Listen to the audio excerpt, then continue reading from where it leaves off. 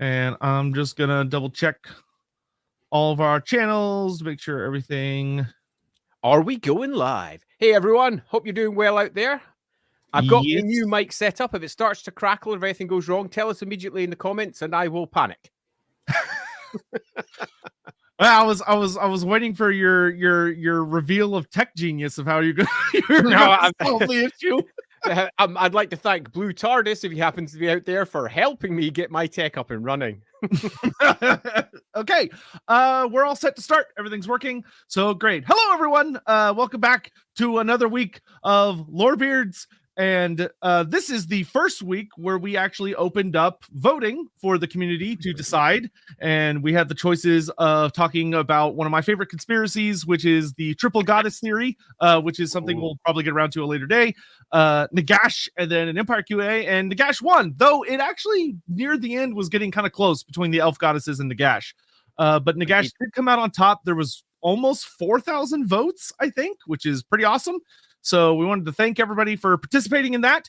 And do let us know, by the way, as well, if the audio levels are good and everything. Make sure y'all let me know if you can hear Andy well.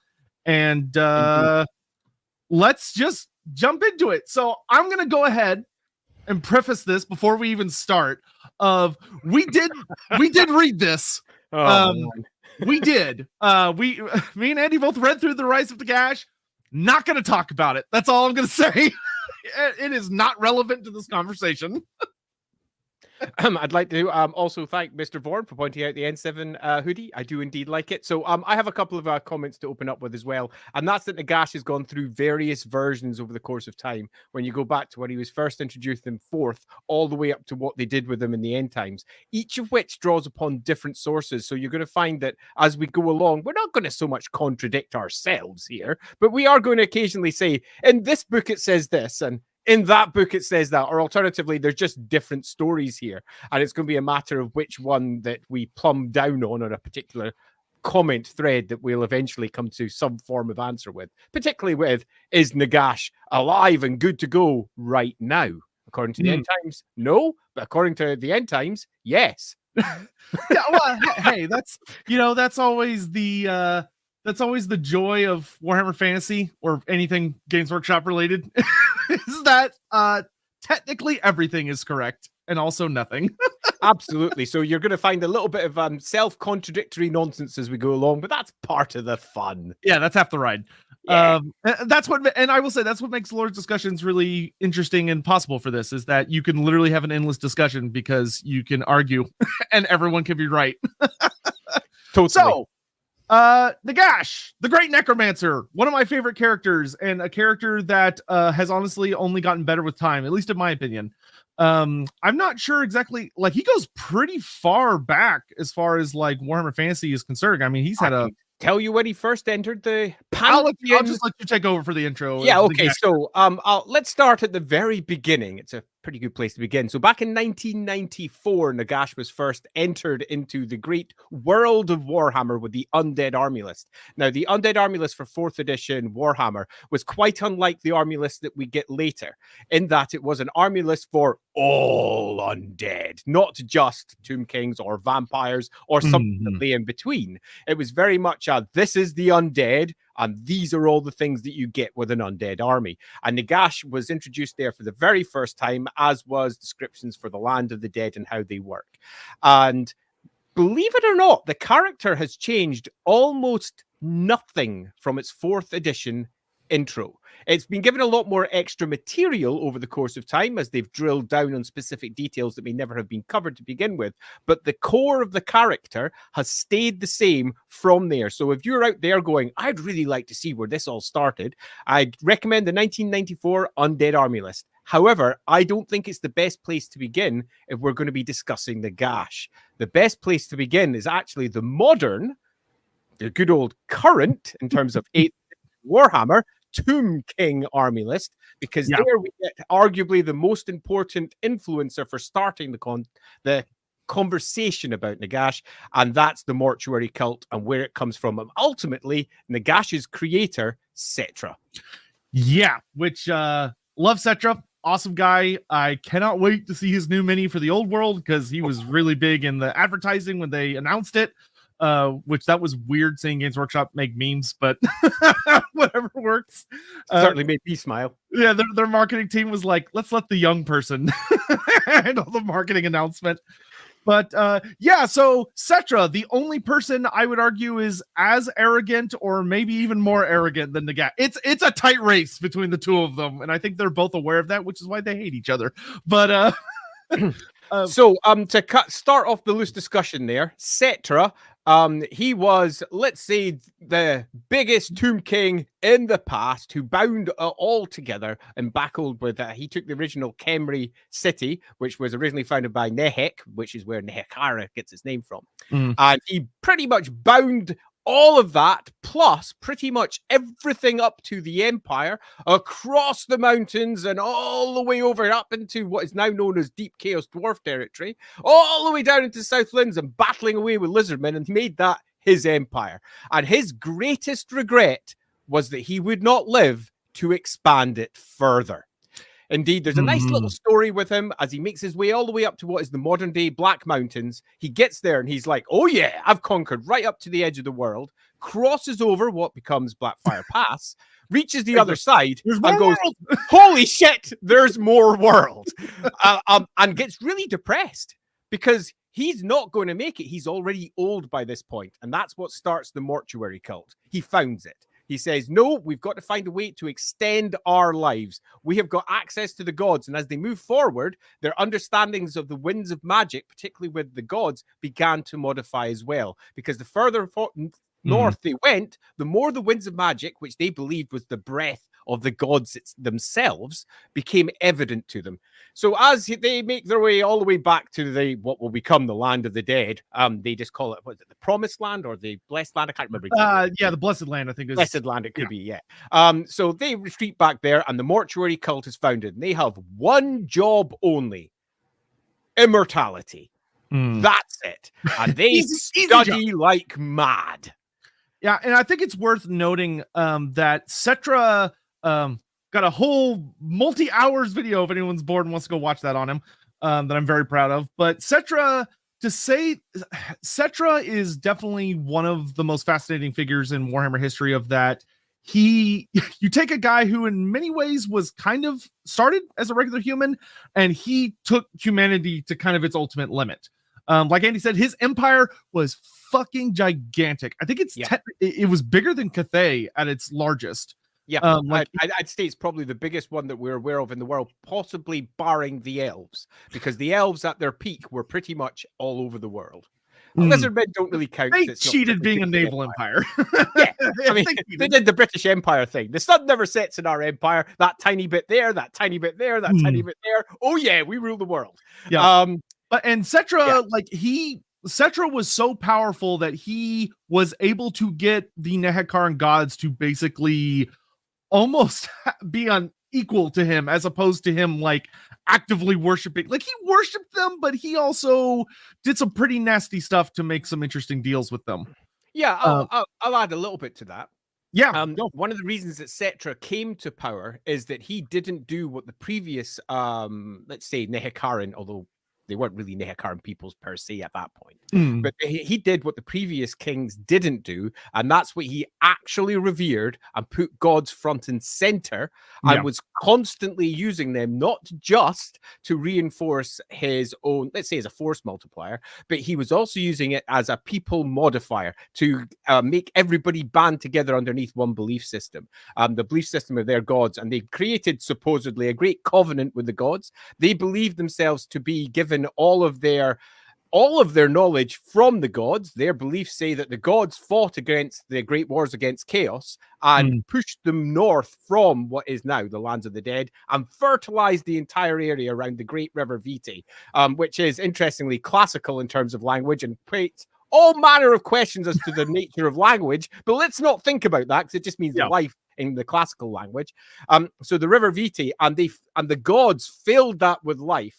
And then the Nehekarans were given access to all the technology that was required and all of the holy stuff that was required to make life there. And Cetra was the one that reground everybody back and said, these gods, they're the shiz, and these gods are the ones that are going to allow me, Captain Megalomaniac, to conquer the world.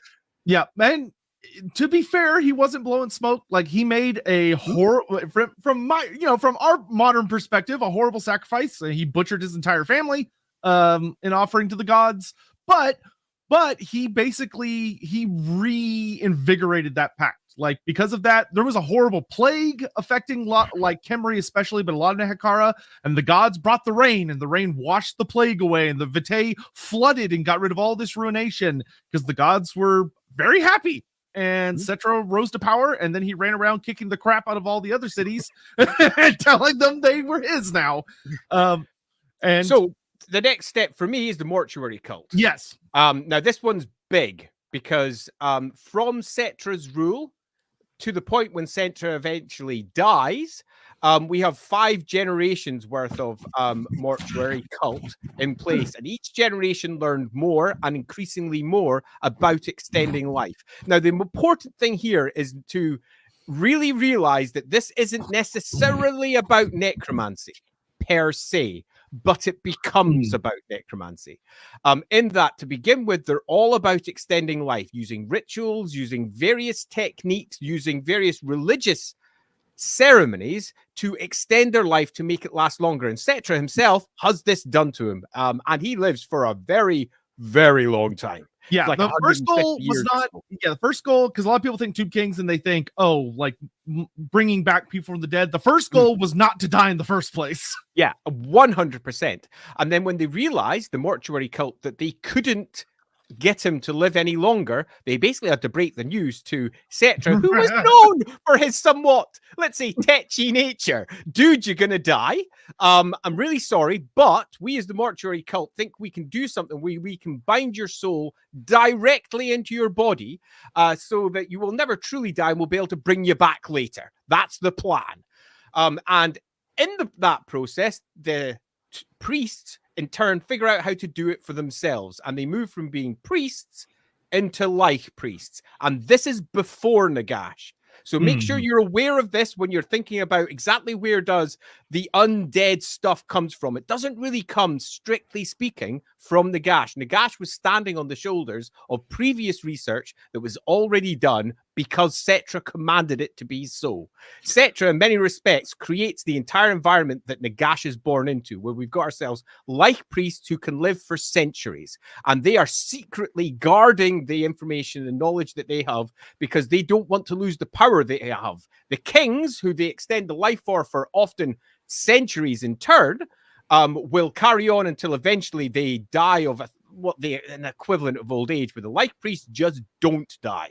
They just keep going, but there is a downside because they haven't found the secret to eternal youth. Yeah, they found the secret to eternal life. And that means that they get older and older and older until a lot of people become liches. A lot of people look at lich priests and are like, wow, look at this undead unit. It's like, technically, they're not. They're actually still alive. Yeah, technically, they're just sort of still going. And the like priests just keep on going. And they're arguably the first undead, but it is deeply arguable because I think be fair to say, in terms of Warhammer's overall cosmology, the first true undead come because of Nagash's actions. But he is born into this priesthood, in that he's the firstborn son of one of the kings, which means he immediately goes into the mortuary cult, and his younger brother becomes the king after him. And Nagash is surrounded by these ancient mysteries that have been put in place by Cetra, who is absolutely obsessed with living forever. And the people themselves, by the time Nagash has come round, are so obsessed with the nature of life and death that their entire culture has become centered around it. The god of death, in many respects, is now far more important than the king of the gods itself. Skulls and bones are all over the lands of what will become the lands of the dead, because it's become such a central part of their religion about their cosmology. And Nagash himself is equally obsessed, but with one extra detail: he's also brilliant. Yeah, and there are a few little things that are introduced in the later lore that I like a lot. Like, we do have one note of one of the things that really inspires Nagash from an early age. And like Andy said, he was handed to the mortuary cult very early. of that, because the mortuary cult was so important, because the Cetra cared more about the mortuary cult for his own selfish reasons, because he told them when he was dying, y'all better bring me back or else. And he had enough power and was liked enough by the gods that even though the priest could theoretically live forever, that was terrifying to them. Nobody wanted to fail Cetra, because even in death, he was terrifying. So they figure out, like Andy said, but when Nagash is born, because the firstborns are always handed over to the mortuary cult, make sure the mortuary cult has a lot of power and wields a lot of power over the royal families. Nagash, one of the notes we get about him is that early in the mortuary cult, because he has to study death and understand how death works and everything, he witnesses people die. And Nagash, he watches people die, and the first big thought that occurs to him as a child is he looks at it and he goes, not for me. Yep. I refuse to experience this. It looks horrible. He's wrong, because he will. Yeah. And I think in a lot of ways he was scared of it. Like Nagash honestly comes off as a character who, although he hides it well, he is terrified of death. Which I definitely think that's the case to begin with. When he becomes what he eventually becomes, the concept of terror is largely gone, but that doesn't mean that it's not still embedded into his psyche in terms of how he works and progresses through all of the choices that he makes. Yeah. So like Andy said, he's brilliant. He comes up in the mortuary cult's ranks, and like Andy said, I mean, he's working with people who are functionally immortal and have been around for, like, Grand Hierophant Katep, who's one of the oldest, I think the oldest Lich Priest. Yep, he's the oldest we know of, at least. Yeah, one of the originals that really figured out immortality. Nagash is so freaking intelligent, and he's able to process information and knowledge and understand, like, a lot of the cults. The mortuary cult had a very different understanding of magic back then. Like Andy said, they relied much more on their religion to inflict work with the winds of magic, and they didn't have access to as much magic. Yeah. So they relied very heavily on that relationship with the gods, and Nagash kind of learned everything they had to teach him while just in the span of becoming an adult. Like, he wasn't that old when he reached the point where he was kind of on par with the likes of Katep and them as far as understanding the nature of everything they did know. And Nagash realized that their knowledge was limited, and it frustrated him immensely. So, at the mighty age of 32, that's about to change completely. So we're now talking, well, Nagash was born approximately 4,500 years before the, let's say, the current era, the end of the world, whichever particular era you're working in, 25, something or another, an imperial calendar. And when he's 32, he gets access to some dark elves. And now there's different stories here. In fact, I've read at least 3 different stories for how this particular event pans out. In some of them, it's when his dad dies. They were captured and put in his pyramid, and they were tortured. In other ones, he actually works with them. In others, he has them captured and they're utilized almost like slaves for a while and then turned into his teachers in dark magic. There's a variety of different versions, but ultimately, at some point, 3 dark elves, and this is where it gets a little bit dodgy when you start trying to think about it in practice. 3 exceedingly powerful dark elf sorcerers somehow get captured. Now, that in and of itself is super fascinating. How? But regardless of the how, they are then somehow persuaded by Nagash, or alternatively others who are working with Nagash, to teach him dark magic. And that in and of itself is also super interesting. But even more interesting on top of that, these are also elves who must know at least enough about certain applications of dark magic that they are aware of, for example, how souls work. They are aware of the potential extending geriatric side to magic use as well, because we already know by this point, Malekith has already mastered this, as has Marathi. So we're looking at someone that is possibly related to that. And here's another one. One of them's probably male. And for those of you who know your male and your female dark elf sorcerers, there's a whole story there too. Yeah. And you know, a lot of this we've talked about kind of in prior weeks, which actually led up to this very nicely. Now I think about it, we didn't do it on purpose, but it feels like we did it on purpose. With like back when we talked about Malekith, and also when we talked about the Winds of Magic last week, of that the Dark Elves and had some what you could call necromancy in a sense, where like the city of Haggrave has like wailing spirits and stuff flying around the spires, and they have a very they don't view mortality in the same way that humans do. They don't have that obsession that the Nehakarans do, because to them it's kind of it's so, you know, it's like an ant trying to extend another day when you live for 100 years. It's just not something you think about. It's not something, and for the Dark Elves it's a lot more of a simple understanding system. It's something they've already figured out. They've already found a satisfying answer to that issue. But for humans, those answers don't work as well. Yeah. And it's also worth saying that the Dark Elves who figured it out jealously guard it, because if it was so prevalently known, Hellebrand wouldn't be in the position that she's currently in, for Poor example. Hellebrand. Yeah, indeed. I mean, what she has is a pretty sucky situation. She's basically a Dark Elf Lich Priest. Yeah, pretty much.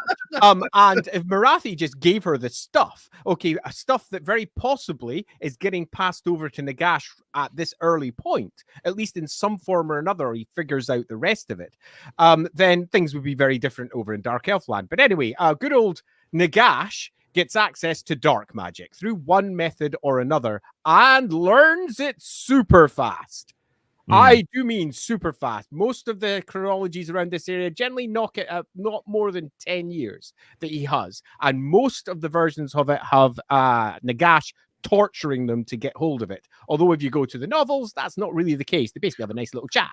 The novels can stuff it, because it's quite a different version. Maybe in like the last 10 minutes we'll talk about the novels, but we're not doing that right now. Yeah, we really don't want to, because it's so very different if you look at how the novels handled it. But the general story is 3 Dark Elves, probably one of them male. The best story around that back of it, given that one of them's male, is that they could be renegades that have nowhere else to go. And they choose to stay there. They choose to help Nagash. And I say choose on purpose because regardless of the supposed torture, they do not have enough magic to stop what is the equivalent of Teclis, Yurtala, and Finrier, 3 exceedingly powerful sorcerers. They don't have the ability to constrain them, even though they're miles away from the winds of magic. They have more than enough skills at their hand if they can just speak to get out of the situation they're in. So there is a story here that could be told in a variety of different ways. Eventually, Nagash persuades, gets it out of them somehow, and learns a lot. And 2 things in particular he is about to, magical technologically speaking, figure out. Number 1 is the elixir of youth. And number 2 is that, wait a minute, I don't need a soul to animate a corpse. And that's a huge one. Truly enormous, because this is where we get the first real necromancy. This is where we get the first real step towards figuring out the concepts of necromancy. Now, we've got 2 different versions of when he properly nails this down. We have the more modern version, 8th edition onwards, where when eventually Nagash goes to war, he starts using undead at this point. But as we'll go and look at his time away over in Nagashazar, the earlier versions had him figure it out properly when he was in Nagashazar.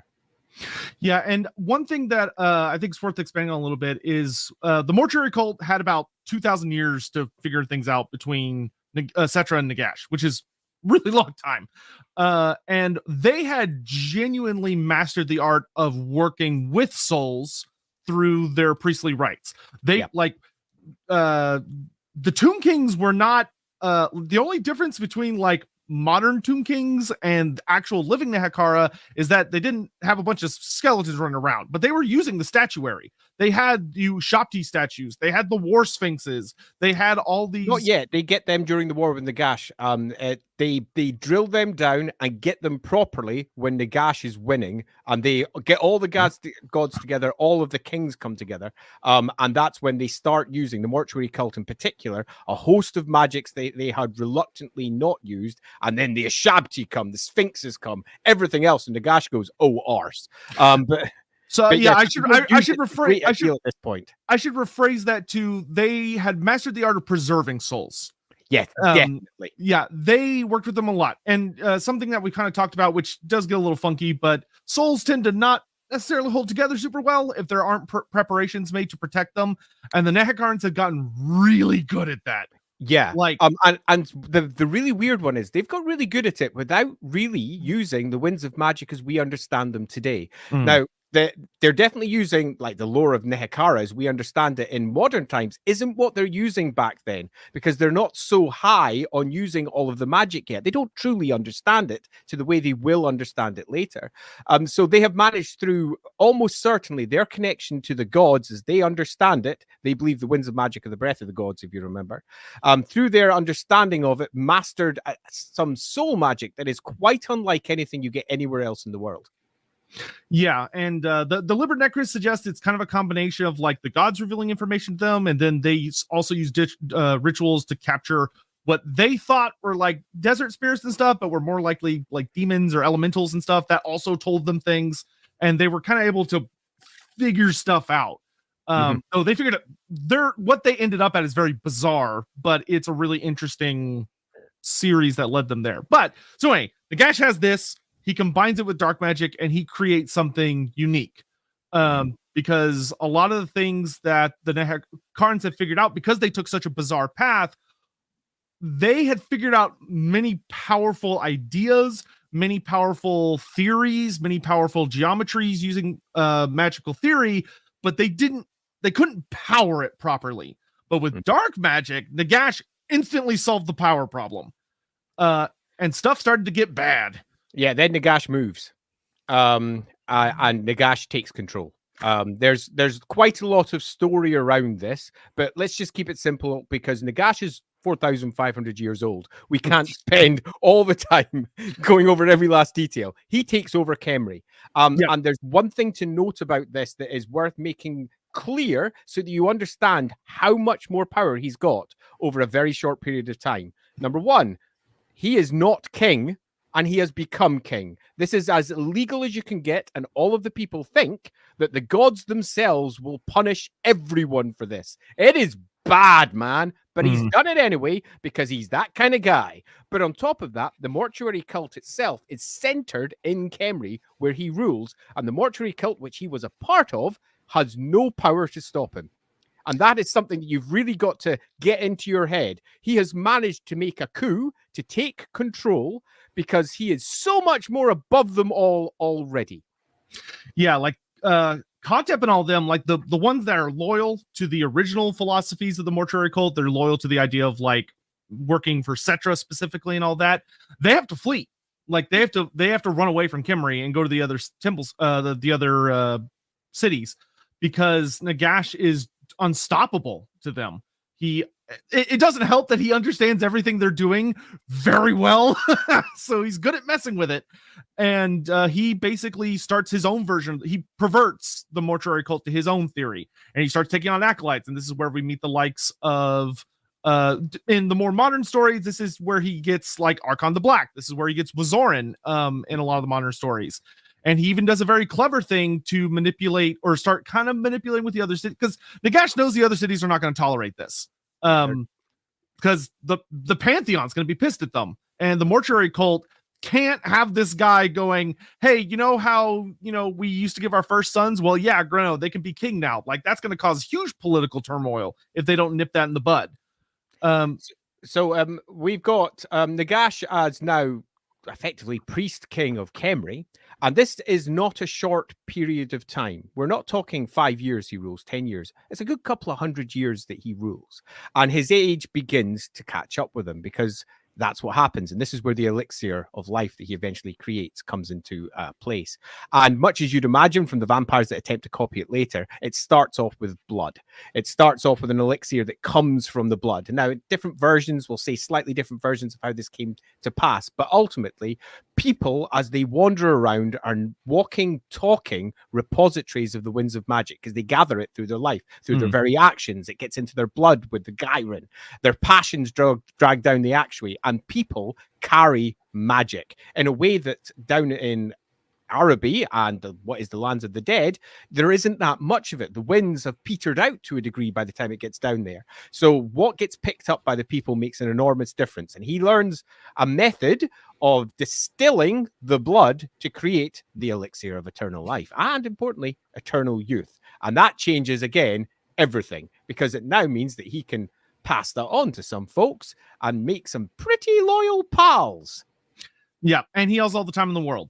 At least from, and a lot of the cities do not like Nagash, but they try fighting him a few times, and they're not really unified yet because the cities are opposed to one another. There's a lot of political strife, there's a lot of conflict, and everyone kind of has in their head that, oh well, if Kimri's kind of out of the equation, that means one of us could become the new capital. One of us can become the new big important guys. So there isn't a great unified assault against Nagash for a long time. And the few times they do encounter him, his sorcery is just, it's too big. It's too strong. Yeah. And it's also worth noting he also does one other enormous thing during this period, because he's now mastering his magics. He's not at the point where he's coming to the conclusion, as in he's reached his peak. He's really mastering his magics at this point, and he realizes he just can't get enough of this shit. There is not enough down in the lands of the dead for him to do any great workings. He can figure it all out, and he can actually put 2 and 2 together to get 4 and say this should work, but the spells peter out and do nothing. And this is in many respects the foundation point for the Black Pyramid of Khemri, as he now goes, well, I now need a method of gathering the magics to the center of my power, and the building begins. And his building is not small, as it's put in one of the various sources. I forget which one, but his Black Pyramid in comparison to Cetra's was considered to be the most enormous building you could ever imagine. It was in Khemri, a great white pyramid, which was looked after by the mortuary cult, and they're spilling it with unguents. They're keeping Cetra's soul in there throughout the course of the time, and it is an exceedingly powerful magical artifact in its own right. It's considered to be huge, bigger than the good old pyramid down in Egypt, if you want a comparison. Along comes the Black Pyramid and makes that pyramid look like, well, a tiny little mule in comparison to an elephant. It's truly huge, this one. And it's truly huge and created to specific geometry for a reason. And it's channeling all of the winds into one place so that he can do far bigger, far more capable workings of magic. Yeah, and it ties really well into the whole thing of Nehekaran magic relies a lot upon ritual and very specific construction. The Nehekarans were they didn't have a lot of magic to work with, so everything that they built, like the way they designed statues and their cities and all that stuff, a lot of it, I'm sure they did realize it, but like a lot of the Necrotechs designed things because it was meant to channel magic. It was meant to try and guide magic along certain paths. And Nagash takes that and takes everything he learned from all the different sources. And, he's building up his 9 books, which are very, very famous and epic and legendary. And he makes the construction of the Black Pyramid. Thousands and thousands, if not hundreds of thousands of people die horribly constructing it because Nagash does not care. He does not value life at all in the slightest. So it's worth saying that during this period when he's building his Great Pyramid, one big thing is worth being very aware of, and that's that he has to tax like a bastard to bring it about. And this makes him deeply unpopular. Deeply unpopular. Not only are loads of people dying, but all the other kingdoms around him are being called upon to provide extra resource. The black marble that he's using has to be shipped from pretty much the other side of the empire. And these are not a unified people, but he's still demanding things, and that brings a great deal of disenchantment from all the other kings across the Nehekaran Empire, and eventually turns to outright war. Yeah, the funny thing is it's not the sacrilege that really ends up undoing Nagash in this first big war. It's that he puts too much pressure on all the other cities. He kind of gets impatient, and even though he kind of figures out, I would say that until he finishes the Black Pyramid, he doesn't really demonstrate the ability to have like unstoppable legions of like undead, because he's not able to rely on them as easily for like constructing the Black Pyramid, because there's just not enough for him to work with. But he is strong enough to threaten all the cities and say, if you don't comply, I'm going to come over there and mess you up, and I'll take all your citizens and make them into slaves. So you better keep sending me stuff. And this is what unifies all the cities against him. Yeah, the 7 kingdoms, as it's often referred to. Yeah. So everybody gets together and a huge war breaks out.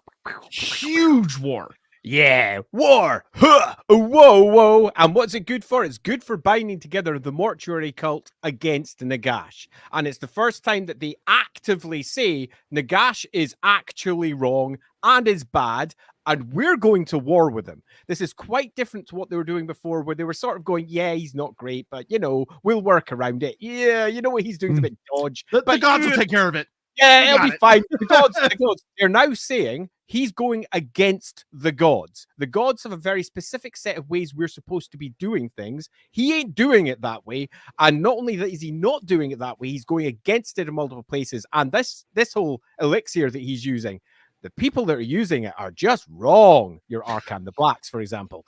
And he's just a bit wrong. And no, screw it. We're going against them. And that's when we get our first real Ushabti coming around, as the gods themselves start taking to war alongside what will become the proper Tomb King army in the end. So along they come. We've got our big sphinxes popping along, and they're effectively going against what is the first real undead army. On the other side, we have Arkan the Black doing his thing. We've got skeletons coming up for the first time. Actual skeletons without souls. This is not the souls of their previous occupants coming back and working through their old these are bodies. just puppets. This is just puppets. This is completely different to any type of necromancy that has been seen before. In fact, it's the birth of true necromancy. And this war is desperate. Particularly desperate for Nagash, because he's going to lose. Yeah, and it's like Nagash is super strong at this point. Like the Black Pyramid, he finishes it, and it does give him an obscene amount of. Granted, it doesn't have necessarily as much time as it will have later to charge up, because although it can store the winds of magic, that's the thing. It's a big battery. It draws magic to it and it stores it, but that doesn't mean it started off full. And Nagash is still in many ways human. He's human adjacent at this point. I would argue he's almost, other than the fact that he's taken an elixir which effectively allows him to maintain his eternal youth, he still looks from the outside 100% human. If you look at him, you'll look at him and you will see someone who's clearly an Hekarin. He's got the general features of an Hekarin. He's not a gigantic undead skeletal chap. No, he just looks like a dude. Yeah, most people would feel relatively confident that if you stabbed him in the heart, he would die. Yeah, at this point. So, big fight. In more modern versions of the story, this is when Nagash has his 9 Mortarks, but they're all kind of these immortal guys that are running around fighting. They're all very scary in their own ways. Most of them know how to use magic, at least to a decent degree. Arkan the Black is the most powerful, next to Nagash himself. He's Nagash's most favorite servant because Arkan is exceedingly loyal. The novels paint him in a very different light, which I'm not a huge fan of, but I do not like that either. In the modern stories and a lot of the old stories, Arkan is disturbingly loyal. And it's usually because he was in a really not great place, and Nagash raised him up because he was so efficient. And Nagash didn't care if you were nobility. Nagash didn't care about royalty. He didn't care if you were favored by the gods. Will you do what he tells you to and you'll do it well? Welcome to the team. Welcome to the party. And there's a couple of things to add here, because this small scene, which is arguably utterly essential to Nagash and where he goes, takes a couple of different forms. So it's worth very quickly detailing the different ones. Importantly, it is, how does this elixir of eternal life work? Now, according to almost all now of the sources, and you could argue the 8th edition army list doesn't quite suggest this anymore, but it doesn't deny it. It makes you quite averse to sunlight. You don't like it. Now, it doesn't mean you burst into flat fire, vampire-wise, but it most certainly means that you are averse to it. If you go back to, however, the 4th edition army list, so this is where Nagash was first put in, when he loses, Khemri is taken, the Black Pyramid is raided, they go through all the traps and they take out all of his closest servants who've been necking the elixir of eternal life. They pull them out, they burst into flame and die, which is not so good. In later versions, instead, what happens is Arkan, and all the rest are yanked out of the pyramid and they are killed. One way or another, whether they burst into flames, whether they die through another matter, doesn't really matter in the greater scheme of things. They all die, but they don't find Nagash. Yeah, and I think it's worth exploring that there's a lot of interesting things that you could look into as far as why sunlight does that, as far as sunlight in the Warhammer world, just like in our world's mythology, is seen as a very purifying force. I would argue probably has a lot of hish associated with it, which might be fairly antithetical to them because they're not fully normal creatures. They have a lot of magical essence sustaining them at that point, and Hish does not like that stuff. It breaks it down. And also Thra is by this point, I would argue he's almost the second most powerful member of the Pantheon as opposed to the most powerful, because Usirian is just nuts by this point because he's got all those souls in his underworld with him. And Jaff as well. Yeah. Totally. But Thra is still a big boy. And he's that father of that Pantheon, and he does not like what's going on. And I think that there's a lot to be said that the combination of factors, I would absolutely believe that Nagash and his buddies, Sunlight's probably not their favorite thing. But as we said, 7 armies come to fight Nagash. They keep beating him back. It's a horrible war. A lot of people die, but ultimately the Nehakarns triumph because their mastery of their forms of magic and the fact that the gods are really heavily involved to the point where the Nehakarns are literally able to bring back the Nehakaran dead and put them inside statuary that can match Nagash's undead and are way stronger. You know, they're not made of feeble bones and rotten flesh. No, they're stone and marble that's moving and just crushing bodies and cutting through, and Nagash just can't stop it. It's too much. Nagash just can't find a way to stop it. Yeah, and when you're looking at the Upshadti that come as well, they are quite literally effigies of the gods themselves coming in to crush and squash folk. You know, something that actually caught me off guard. This is a total aside, but I just want to say because I found it interesting. I'm pretty sure in the old lore, the Ushabti are they're controlled by the gods themselves, if I remember right. Yeah, when they're very first introduced, they're very much empowered by the Lich Priests in that they're the ones that bring it about. But then the gods pretty much take over and go stomp, stomp, stomp, stomp. And they're the ones that are largely responsible for doing thought that was still the case in this book, but it's not. It's not really. Yeah, in this book, they're like all the other Nehakarn statuary, where it's literally just a dead Nehakarn soldier is put into them. And it's like, go have fun, new body. Yeah, it's a touch more Necron in terms of how it presents. Anyway, that doesn't matter. So, Nagash loses, and Nagash is there's a siege at the Black Pyramid. Nagash and all of his guys retreat to the Black Pyramid because that's where they're at their strongest, and they still lose. And Nagash, Nagash, I think the best version of the story, because it demonstrates a lot about Archon, is that Nagash thinks he's gonna win, and he's standing outside, and when he realizes he's gonna lose, he starts running away into the Black Pyramid, and all of the kings and their greatest soldiers try to go after him, but Archon blocks the way. And Archon is literally a one-man army. Like, he's fighting everybody off, and according to the 8th edition story, my favorite version of the story, it's actually an unknown soldier that kills him. Someone throws a javelin, and just through pure dumb luck, it hits Archon in the heart. And as Archon is dying, he utters a curse that says, any man that tries to move my body will suffer a death that will destroy your soul, which to the Nehakarns is literally the scariest concept in existence. Dying for them is kind of whatever, but your soul being obliterated. And Archon collapses to the ground, and very dramatically, his body bursts into flames. And all that's left is a charred black skeleton, Archon the Black. And he's literally just a skeleton sitting there with a javelin through his chest, and nobody touches him. And they can't get around him. So they just go, you know what? Screw it. We're going to go in a different way. So they move around and they find other entrances. But by that point, like Andy said, they find all of the other Mortarks and all the other generals and stuff, drag them out. They're all butchered or burned up in sunlight, whatever. And they finally get to Nagash's sarcophagus.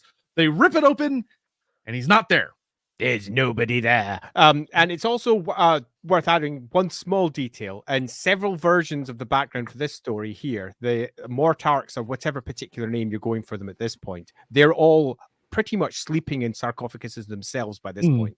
They are effectively archetypical vampires, but not actually vampires. They're prototypical, might be a better way of putting it. Proto-vampires, yeah. They're proto-vampires, but in many respects, much better because they don't carry any of the curses or any of the downsides. But in one respect, much worse, because Nagash actually needs to give them the potion. And almost all versions of the background say this, although it's skimmed over an eighth, whether once you've taken it, you've got it forever, or whether you have to keep on necking it. But most of them suggest that Nagash controls them and maintains loyalty by parceling it out, because he keeps that secret in one of his books of Nagash and ensures that nobody else gets that secret. Yeah, what I honestly think is, I could have swear I've seen this written somewhere, is that I believe he gives himself and Archon a pure version where it's a one and done, you're good, and he gives the others a not as good version. Like he dilutes it because so he can control them, because he knows they're like black-hearted fiends and thieves and just the worst. And you will find repeatedly over the course of time, as Nagash progresses as a character, he constantly doubts others and manipulates and controls. So you often find when someone randomly arrives, it's because he's been manipulating them from afar to arrive, often because they themselves use necromancy, and he is largely the one, for a better word, as it will become, the god of necromancy, but he uses necromancy to control others. So yeah, nice. Yeah, so Nagash is gone, and the priest kings go, well, he's gone. And they start, and they kind of start falling among themselves as far as politics. They start arguing, and it's the king of Lamia, which I want to say is Lamashizach at this point. I think it is, but there's which is Neferata's dad. For anyone that's keeping track, he had the most dramatic impact on the war, and everybody really liked him. So he takes over Khemri. He becomes the priest king Khemri, so he leaves home, and he tells his son Lamashizah to go home, and says, "You go back. You're in charge with your sister now. Go do stuff." So at this point, Nagash vanishes, and we find him later in that he had nowhere to go because he didn't think he could lose because he's arrogant as hell. So Nagash is wandering the wastes. He goes northeast. Eventually, yes. Although it's worth stating, this is not a short wander. It's almost 3 and a bit centuries of wandering, and it's left very, very opaque as to what occurs during this. There is one source that says he dies during this period, but doesn't strictly speaking die because of his mastery of necromancy, and instead passes over into what will have a variety of different names depending upon which theology you follow, but the lands of the dead, and gains a depth and an awareness and an understanding of the place that is quite beyond anything that any other human mortal had achieved. But eventually he does indeed go northeast, and he finds himself at the banks of the Sour Sea. Yeah, and it's worth pointing out that his death, I've seen 2 or 3 different versions that say he does die on this journey. And one of the really interesting ones says that he doesn't even realize he dies. Like he basically, absolutely. he's so exhausted and beaten down. Like he was wounded in the fighting. He's not in good shape. And as far as he knows, he's just been stumbling onwards, but eventually his body gives out. And it's only 50 years he's away. It's 300 when he's at the other bit. Sorry, pardon me. Just correcting myself. Okay, still 50 years is a really fucking long time. It's still a long time, but it's 50 years. Yeah, and he doesn't have any food or water. He's in the desert, and he dies. And a lot of versions say that eventually by wandering, he finds his way back to his mortal form. And he basically, because of his knowledge of necromancy and all this stuff, crawls back into his own body and just wills himself to move.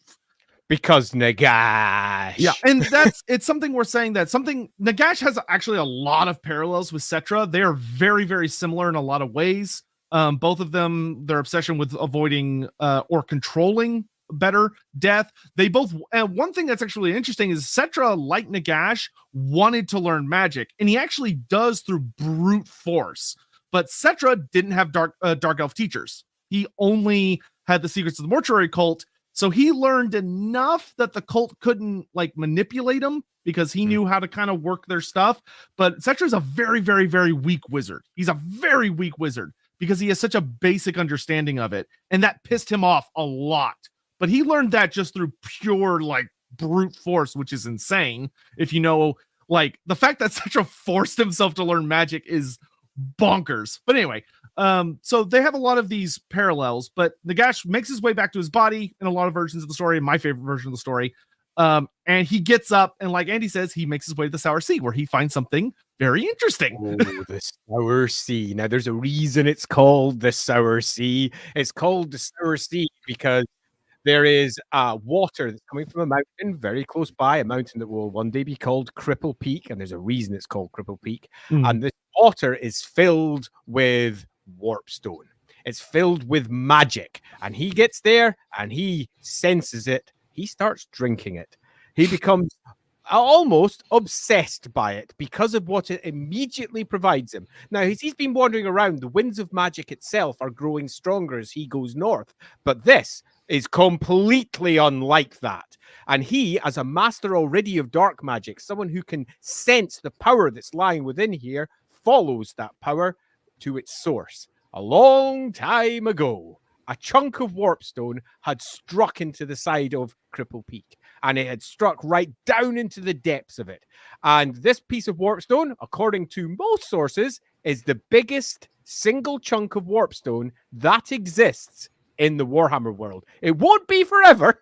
Indeed, it can get depleted in time, but at this point, it is actually enormous. A huge chunk of pure magic. Welcome to Nagash, moving from being Nagash, the not exactly mortal, but certainly human, to Nagash, the, oh my goodness, my flesh is melting away because I am using this stuff and consuming it, and importantly, controlling it.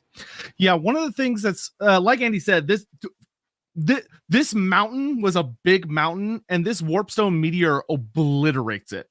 Like, it just destroys this mountain and eats its kind of like a mini Great Maw. Is a really good way to think of it. The Sour Sea, that big computer, that's largely the crater that struck into it. So the Sour Sea has formed into the crater where it went, and the mountain itself has the warpstone chunk embedded at the bottom, and it needs to be mined to even be accessed. Yeah, and what's interesting is it gets buried because it caused so much destruction, but there wasn't anything around it. So it's not like the Great Maw, which was probably bigger, but like hit a civilization and immediately transformed, and a bunch of crazy shit happened. This was out by itself. There was virtually nothing out there, and like it was, and it is left undisturbed for a very long time. So Nagash, like he says, drinks from the Sour Sea, and Nagash, one of the things that's very unique about him that is really interesting is Nagash has a very particular form of arrogance compared to a lot of characters in the Warhammer world, where a lot of the characters we get that tend to be like the arrogant villains care a lot about their appearance or about maintaining like a certain visage. Nagash is deliberately pointed out as being unique in that he does not give a damn what he looks like. He doesn't care how monstrous he becomes. He doesn't care if he looks human. All he cares about is power. Yeah, and I would say that this is the point when that absolutely becomes the case. Previous to this, he was a priest king. That's what he thought of himself as, a priest king. A priest king with high levels of arrogance and high levels of, I want to control everything, but nevertheless a priest king. He's been ousted, he's broken, he's been wandering the wastes for 50 years, he's possibly died and wandered further than just simply the wastes. He's found himself this great source of magic.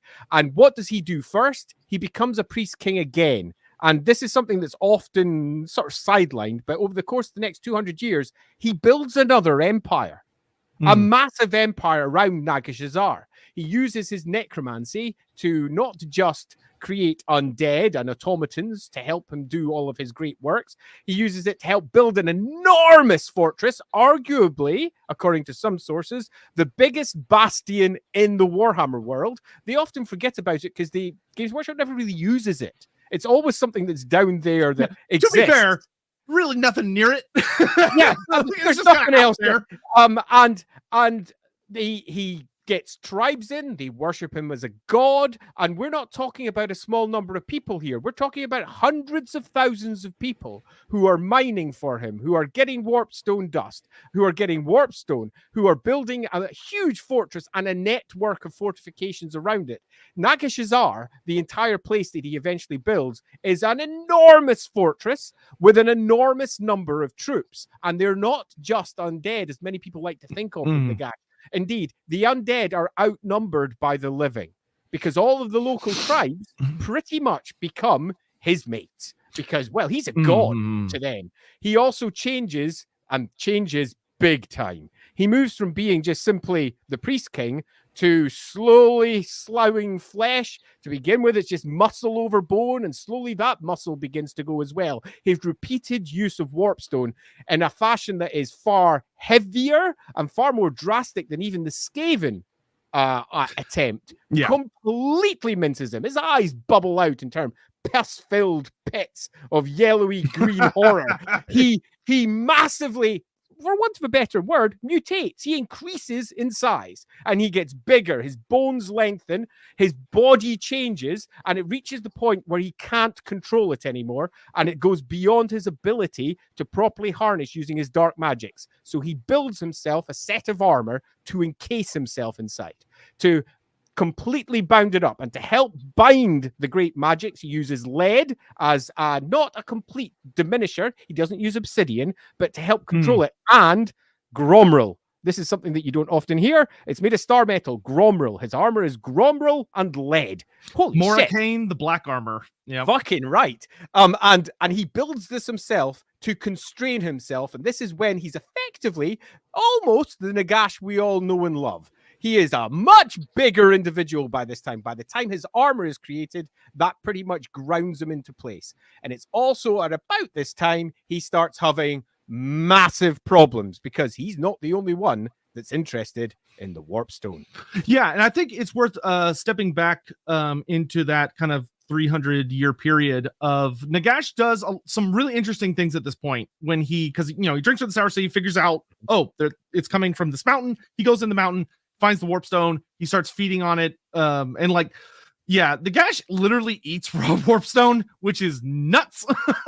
Like nobody does that, but he does because he just doesn't care, and he's very power hungry and power mad, and he's never seen anything like this. Like even the dark magic, even the magic in the Black Pyramid, nothing like this. Yep.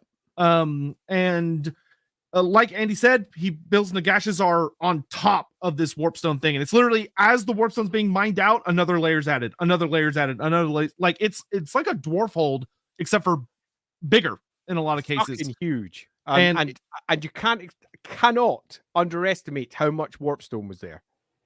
Yeah, and also like Andy said, there were a lot of human tribes. As something that we know about like the Empire and stuff is a lot of humans actually migrated from the Darklands. Yeah. And like kind of that area, and like in our world, humans tend to be in areas where there is ocean or rivers or things like that.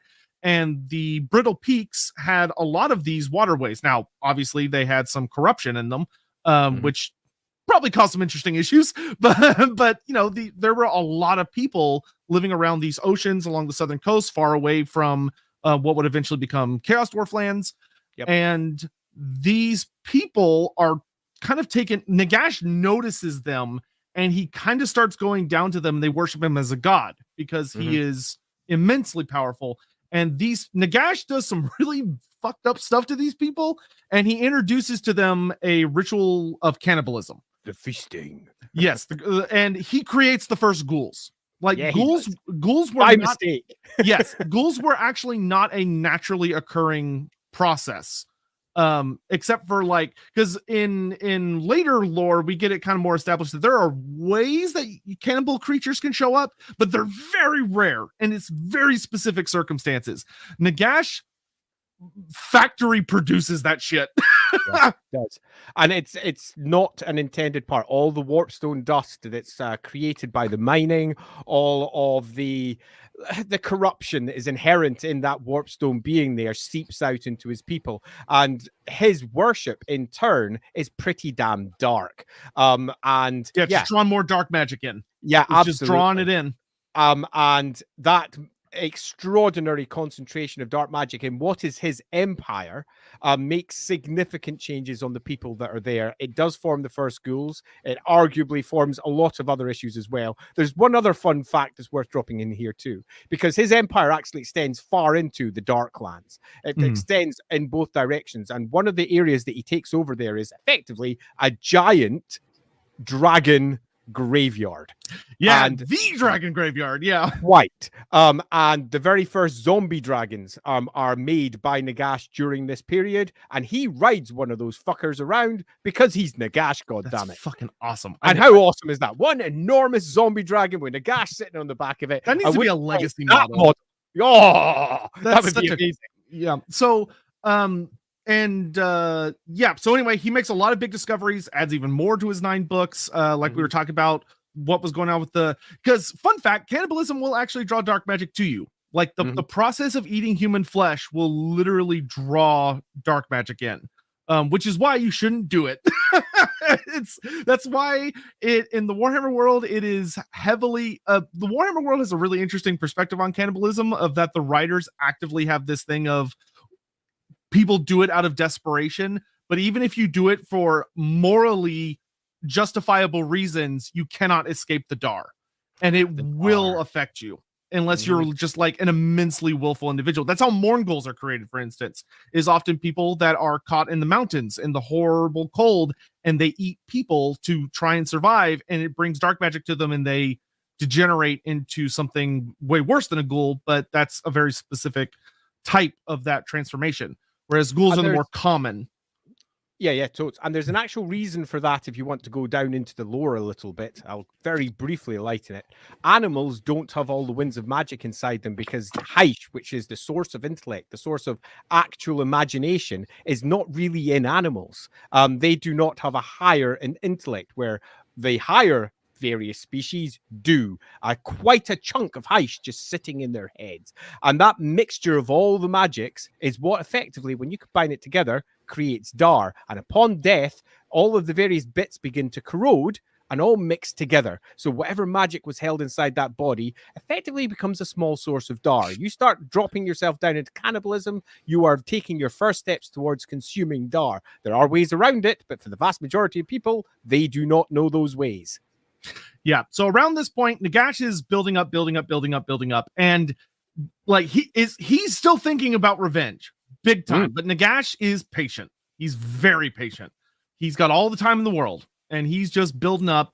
And he starts forging a lot of artifacts. Like Andy said, he forges his armor. I believe he forges the crown of sorcery in this time. He does. If I'm getting this right, let me see. So the Skaven attack first, and then he forges his armor afterwards because he realizes he needs it. So as I recall, the Skaven attack first.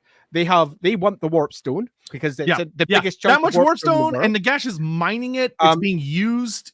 So word gets out. Skaven come up from underneath, and they basically go to war with Nagash, and that lasts for 100 years. It's not a short war. The Council of 13 want this shit. This is their shit as far as they're concerned.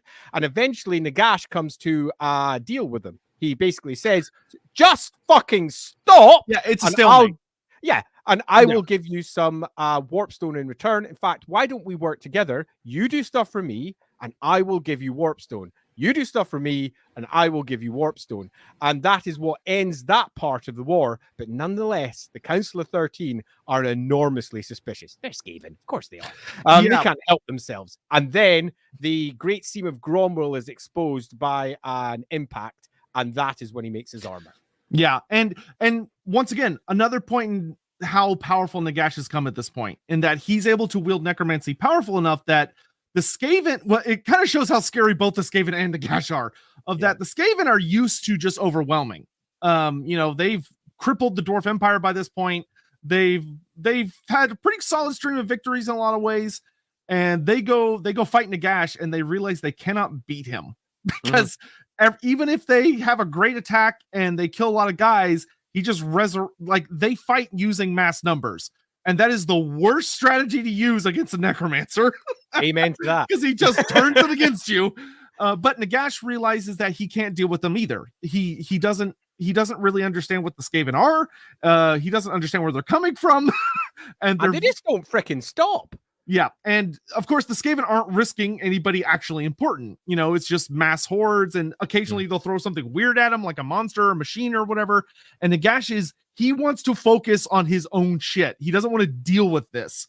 And so, like Andy says, he makes a deal. And the deal is actually super interesting that the Skaven, they bring him a lot of they basically are kind of like super nasty messengers and assassins for him. They bring him information. He starts learning about what's going on in Hekara. The Skaven start feeding him different little things he wants to know. They bring him various little pieces of info and relics and artifacts. They also bring him orcs. They bring him a ton of orcs. And they don't so much bring them as in, here's my bag of orcs. What they do is they drive orc tribes down towards them, which are used for a mixture of sacrifices and later are used as they channel them towards the lands of the dead in the south and start the first steps towards what will become Nagash's war with them. Yeah, Nagash, that's the big part of his deal, is that he asks them, I need you to direct as many orc tribes here as possible. And the Skaven are like, yeah, we can, and I will give you a literal cartload of warpstone in exchange. And the Skaven, and like Andy said, the Skaven do think it's weird. They don't understand why he wants that. But they kind of do this funny thing where because they're Skaven, they're like, all right, whatever, we don't give a shit. But they do keep spying on him. Yeah, they're short-term goal species. Yeah, and hey, Clan Eshin, they're good at their job. Like even Nagash with all of his senses and stuff, Clan Eshin does actually manage to do a good job keeping tabs on him. But Nagash is very secretive and he doesn't explain his plans to anyone. He hasn't resurrected Archon at this point. Like he's literally just doing his own little thing. So nobody can really figure out what he's up to. It's also worth saying that we've got a 100-year war here. So everything that the Skaven can do to beat him, he's already defeated. So be aware that means all manner of assassins, all manner of different types of attack have failed. And during this period, the Council of 13 moved from being, we can take him, to actually being terrified of him because everything they've tried has failed completely. They just can't do anything. And not only has it failed, he hasn't grown any weaker at all. If anything, he's grown more powerful. And the more they throw at him, the more he seems to grow, and that's terrifying to them because that's their way of fighting, as Sotek says. Yeah, and we're talking about literally the kitchen sink, like Screaming Bells, Graciers, Clan Mulder, Clan Eshin, like pretty much every clan except Pestilence because they're not here yet. But like everybody else, everything, and it bounces. Quite. I think we go to a meanwhile at this point. Yeah, so there's some stuff happening down in with the old Lamian. Yeah, so I'm going to once again, I'm ignoring a lot of Black Library novels on this particular topic because this has been touched by actually a couple different authors, and I don't like their versions. I prefer the army list. The army books and the roleplay books. Yeah. But Neferata, awesome character who has a lot of ambitions and wants a lot of power, but she's limited due to her station as the Queen of Lamia because her brother's the king. She's technically the queen. And her brother, he's an idiot. And she ends up getting him killed to get him out of the way. But one of the things that she does is, if I recall correctly, she wants to learn sorcery, but she's not allowed to. Yeah, there's quite a few conflicting bits. What you can say is I'll let you go ahead. When Khemri falls, she gets her hands on at least one, if not multiple, books of Nagash from the pyramid. She's the one that gets them. Now, there's different stories as to how she gets them. And let's just stick with the obvious one. She gets them herself through her agents, because that's an easy one. Some of the other ones are well dodged, and I don't like them. Yeah, that's my preferred version as well, is that she actively sent... the Neferata, I think it's worth saying that Neferata knew, because everybody knew, that Nagash had figured out a better version of immortality. He had figured out eternal youth. And Neferata says, I want that shit. I need it. I mean, who wouldn't? Yeah. Like, I want to live forever, and B, I don't want the crappy version that the mortuary cult has. I want the real deal. So she wants that more than anything in the universe. And she gets it, in a sense. Yeah, she gets it. And there's multiple readings of this, because you've got the classic Games Workshop description of it, where vampires are bad guys.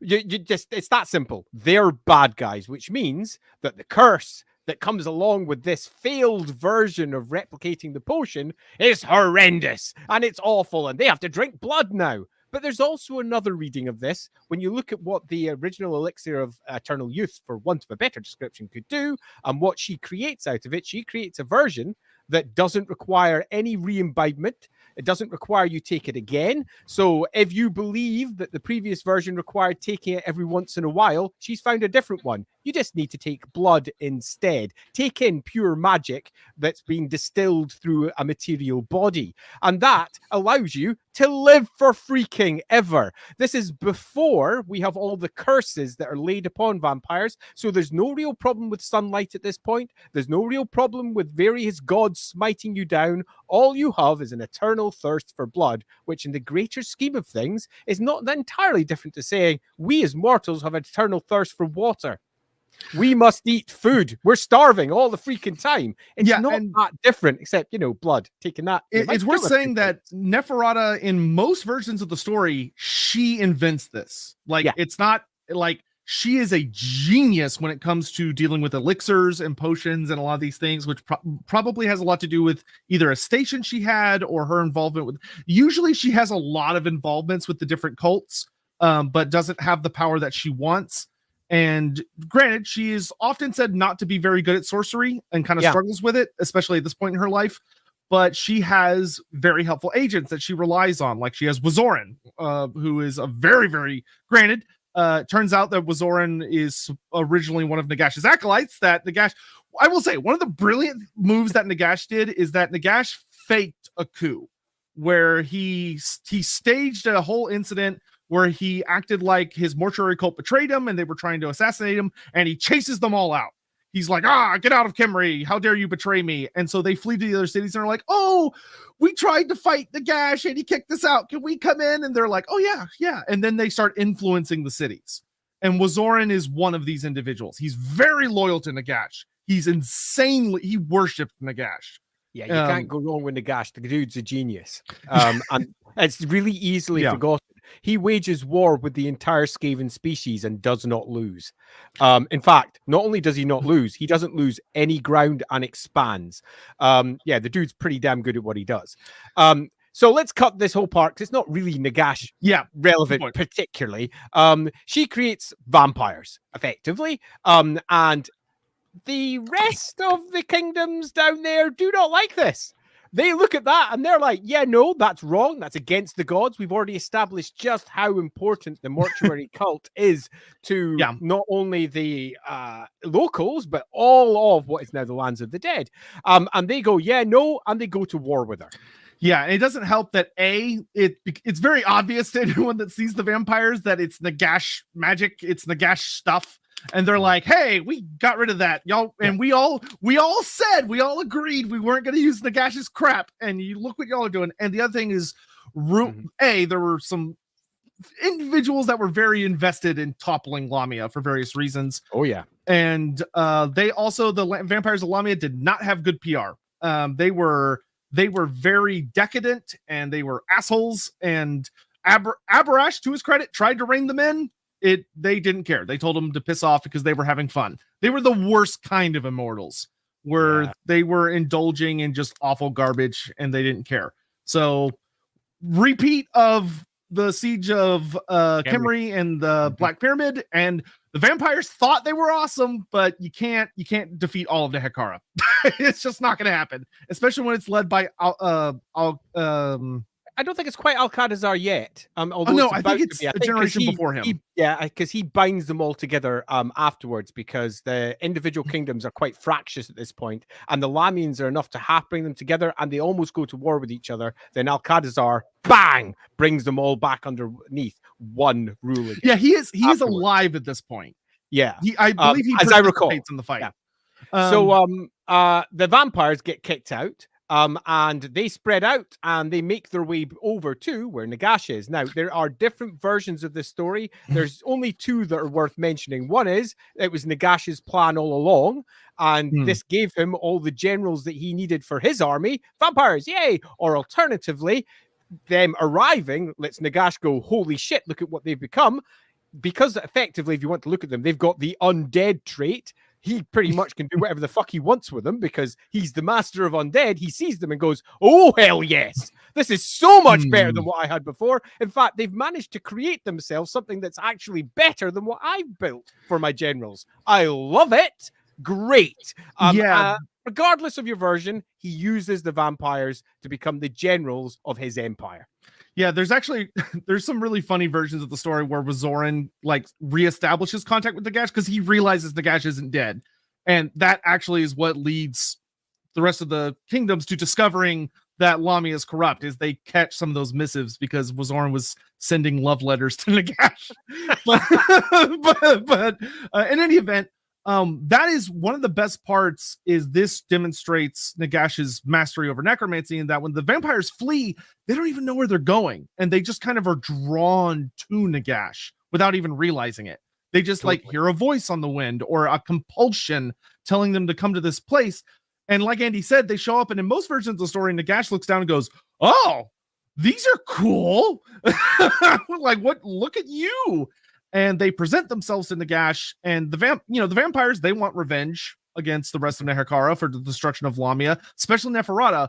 And this is where a really interesting thing happens in the story, where one of the last vampire, one of the original 7, and debatably the most powerful, depending on how you look at it, is Vashanesh. And Vashanesh, which for anyone that doesn't know, Vashanesh later becomes Vlad von Karstein. Or is really? Vlad von Karstein. Yeah. Shocker.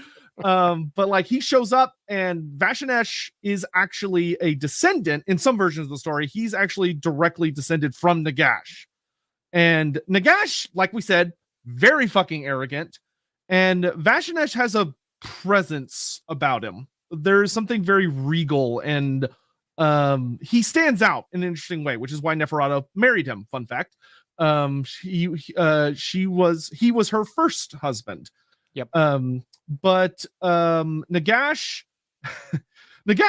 goofs without realizing it at this point, because I think between the thing of Vashanesh being his descendant and also Nagash maybe not being the best when it comes to viewing genders, or however you want to call it, Nagash goes, "Oh, you invented vampires, you're the first vampire, that's cool. Your husband will be my general, not you." And man, so fucking sexist. Man, would he come to regret that later. Yeah, but that was a big mistake. I mean, you've also got the nice little vampire repeated part here where you could argue that Vashanesh looks almost identical to Nagash. Yeah. And you can argue that Isabella von Karstein looks almost identical to Neferata if you catch them. That repeated, "Oh, it's my lover from the past." I love vampire gothic tales, love that shit. But anyway, that's slightly beside the point. Now, in some of the stories, the priest kings some rebel priest kings become aware of Nagash because of all this, and they start sending emissaries up to Nagash as well and saying, "Hey, can we join your side?" The various other priest kings, they do not like this. Nagash becomes part of the bigger picture now, and war is coming. Particularly with good old Alcatazar down there being rather unchuffed with the fact that Nagash is definitely not dead. Yeah, he takes it kind of personally, and Alcatazar becomes Alcatazar the Conqueror because he pulls a Cetra, and a lot of people call him Cetra Reborn because he's that scary. In battle, he's a genius tactician, he's an amazing fighter, and he just starts kicking everybody's asses and unifying the cities because he realizes Nagash is coming, and he knows how bad it's going to be. Well, he probably doesn't, but he thinks he knows how bad it's going to be.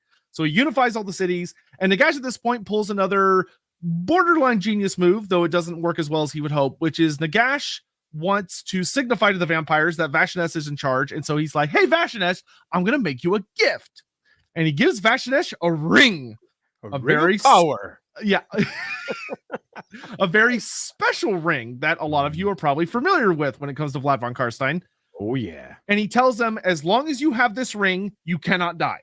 You will be truly unkillable, which is like, hell, what a gift. But when Nagash doesn't tell him until he puts it on, is it also binds him to Nagash's will. And because Nagash never gives anything freely. He does not do that. If Nagash gives you a gift, run away. 100%. Yeah, so and Vashanesh realizes this pretty much the instant he puts on the ring of Yep. that all the vampires are now directly under Nagash's control because Nagash doesn't really give a shit about them. Because the ring also lets him control the other vampires. Don't forget that Oh, part. yeah, their shared connection It's because a they all whole pyramid scheme. yeah, they all share a connection through that Mhm. elixir that they all drank from, and then their descendants because they all gave them the blood kiss. So Nagash in one fell swoop just gets all of them. Yep. Dick move, and a good way of turning them all against you, whether that was the intention or not. Yeah, And he could have been diplomatic about it, but Nagash doesn't do diplomacy. No, he doesn't. So it's time for a bit of the old war. Huh! Yeah, the second Great War against Nagash. Nagash comes down from the north, and the first thing he does is he like kind of borderline smites Khemri. Of that, he's always been able to establish connection with the Black Pyramid, but now he comes back in force, and it's had hundreds of years to charge up. Mm-hmm. And so this thing is full of dark magic, and the first thing he does is he resurrects Archon the Black. Like, because Nagash, I would almost be hilariously, if this spawns fan art, I'd be so happy. I would almost suggest there's almost a little something extra going on between those two, because Nagash instantly is like, I gotta get my boyfriend. I gotta go pick him up. Go get me boy back. Yeah. Come on, Archon. And Archon's just been sitting there. Literally nobody's touched him. The curse has passed down for generations. And Archon gets up and goes, Master, what do you need me to do? And he's like, come back. You're my Mortark. Return to me. And Archon gets... And one thing is, this is actually another big snub to the vampires, is Archon returns this Lich who they don't even know who he is. Like, they've heard about him, but like none of them ever met him. And Nagash goes, he's in charge. He's your boss. Which does not go over well. Like, Wazoran is literally the only one of the vampires that likes Nagash. And it's because he's literally a teacher's pet. It always has been. Sadly, though, poor old Nagash is a problem. Alcadazar is a freaking genius at war. No other way of putting it. An actual genius. Nagash, in his confidence, in his hubris, I would argue, is so confident that he's going to win that he pretty much just throws everything down there and assumes that it's going to come to pass. And it absolutely does not. Yeah, he doesn't even participate in the war, really. Like, and that's, once again, his level of arrogance, because Nagash is now, we're past the point of Nagash wanting to be the great king of Nehekara, and we are full in Nagash thinks I am God. Like, yeah, he's been worshipped now as a god for several hundred years by his own little empire up in Nagashazar. And it's not a small empire. This is a large amount of space that he controls. Yeah, it takes up pretty much the southern World's Edge Mountains, all around the Sour Sea and into the Dark Land. Big empire. And when he goes to war with them, they send down ships down the Sour Sea, down into the ocean down there. They come in from the Lamian side. The troops are coming down from that side. It is a proper huge war. And they are going to town with each other. And Nagash is not just certain he's going to win. It's already largely a done deal, except it isn't. Yeah, so he sits on his throne back home. Archon's in charge of the war. And one thing that's really important is that Archon's a decent general, but he's not nearly as gifted as Alcaldazar is. Anywhere Alcaldazar is leading the Khemrian or the Nehekaran forces, he is winning. Like they still have all their awesome things. They still have all their shop tea. There are still all these giant statuary running around. There are a lot of like powerful entities that are active and fighting back. You have got your Khemric Titans, all sorts of cool shit throwing down. The Nagash tries to go through the Valley of Kings. The Valley of King has statuary that literally start smashing through his armies. Things get crazy. And sorry. The point I was going to is that Archon makes a bit of a critical mistake, and it's because of him and Nagash, in that they don't actually care about the vampires, and they are using them as beat sticks to try and solve the problem. They can't beat Alcaldazar through genius, so they try and beat him through brute force by going, "Hey, vampires, y'all are really strong. Go fight, really go attack." And yeah, they are. They're practically unstoppable, especially the likes of Abarash in them. But don't think that Neferata didn't create something fucking awesome. She did. Yeah, they can easily take like anything, pretty much. But there's only so many of them, and they get outnumbered in a lot of those fights. And Alcaldazar's military genius, he knows the vampires are very strong, So he isolates them. He isolates them, uses genius tactics that gets them surrounded, and they die. A lot of them. And you got to remember as well that the mortuary priests, of which there is an enormous cult that are obviously against these dudes, they can use light magic as well. And that magic is not particularly friendly to undead. So they're a very powerful set of magic users as well. So don't think that the vampires are going to have an easy time of it here. They may be physically extraordinary. And at this point, they don't have the same issues that modern vampires have. So they are much better. They're wandering around during the day. They're having themselves a good old laugh at the expense of what they think are going to be their very dead enemies. But as we say, Alcatazar is actually a very, very, very good and capable general and dominates the first wave. Utterly dominates it. Yeah. So Nagash like flat out loses the war. Flat out. Like Archon the Black, he's very powerful, but he can't be everywhere at once. And there are individuals that can go toe to toe with him. Like Grand Hierophant Kotep by this point, like really knows what he's doing because the mortuary cult has also increased in power over those last 300 years. Although like they're able to take what they learned fighting against Nagash and apply it to their own magics. So they have also gotten much more powerful. And like you have, and there's also a lot more of them. Like the mortuary cult has tons and tons of lich priests, and they are able to actively fight against these really powerful wizards. It's also worth saying that we focus on the mortuary cult, but we look at the overall picture. There is a lot of gods with them anyway. Yeah, at least 12, but probably more. Indeed, and probably more. They have a it says in the army list alone that it's not just those ones. They've got thousands of smaller gods as well, in the same way that the Empire does come modern times. And all of these are working very much on the side of the as yet to be land of the dead. And they are pushing back hard against what is ultimately one of the biggest perversions of life that exist, because these are actual undead and nobody likes this. It gives everybody the creeps, from the gods right down to the smallest mortal. So bye-bye Nagash, you have lost. Except Nagash is Nagash. He's also a bit of a genius because he also has a plan sitting at the back of his mind, which there is one more critical thing that happens, which is when Nagash fully loses against Alcatazar. Good it's point. The vampires. Don't forget that one. Because Nagash fucked up. And the whole, like we said, Vashanesh, to his credit, is a genius as well. Like Neferata and Vashanesh are the two big vampires, I really think. And Neferata does not want to be involved with this. She hates Nagash. Not only this is like the third time in her life a man has completely fucked her over. She's over it. And her and Vashanesh are scheming about how to get away from him. And Vashanesh figures out the ring only binds the vampires to Nagash if Vashanesh is alive. If he's dead, it doesn't work. So what Vashanesh does is he kind of manipulates his way, likely kind of manipulating Archon into saying, oh, let me kill Alcatazar. I'm unstoppable. I can't die. I am almost as good at fighting as Abarash is. I'm almost as good at sorcery as Wazoran. I'm I'm kind of the jack of all trades here. I'll take care of him. And Archon goes, all right, cool.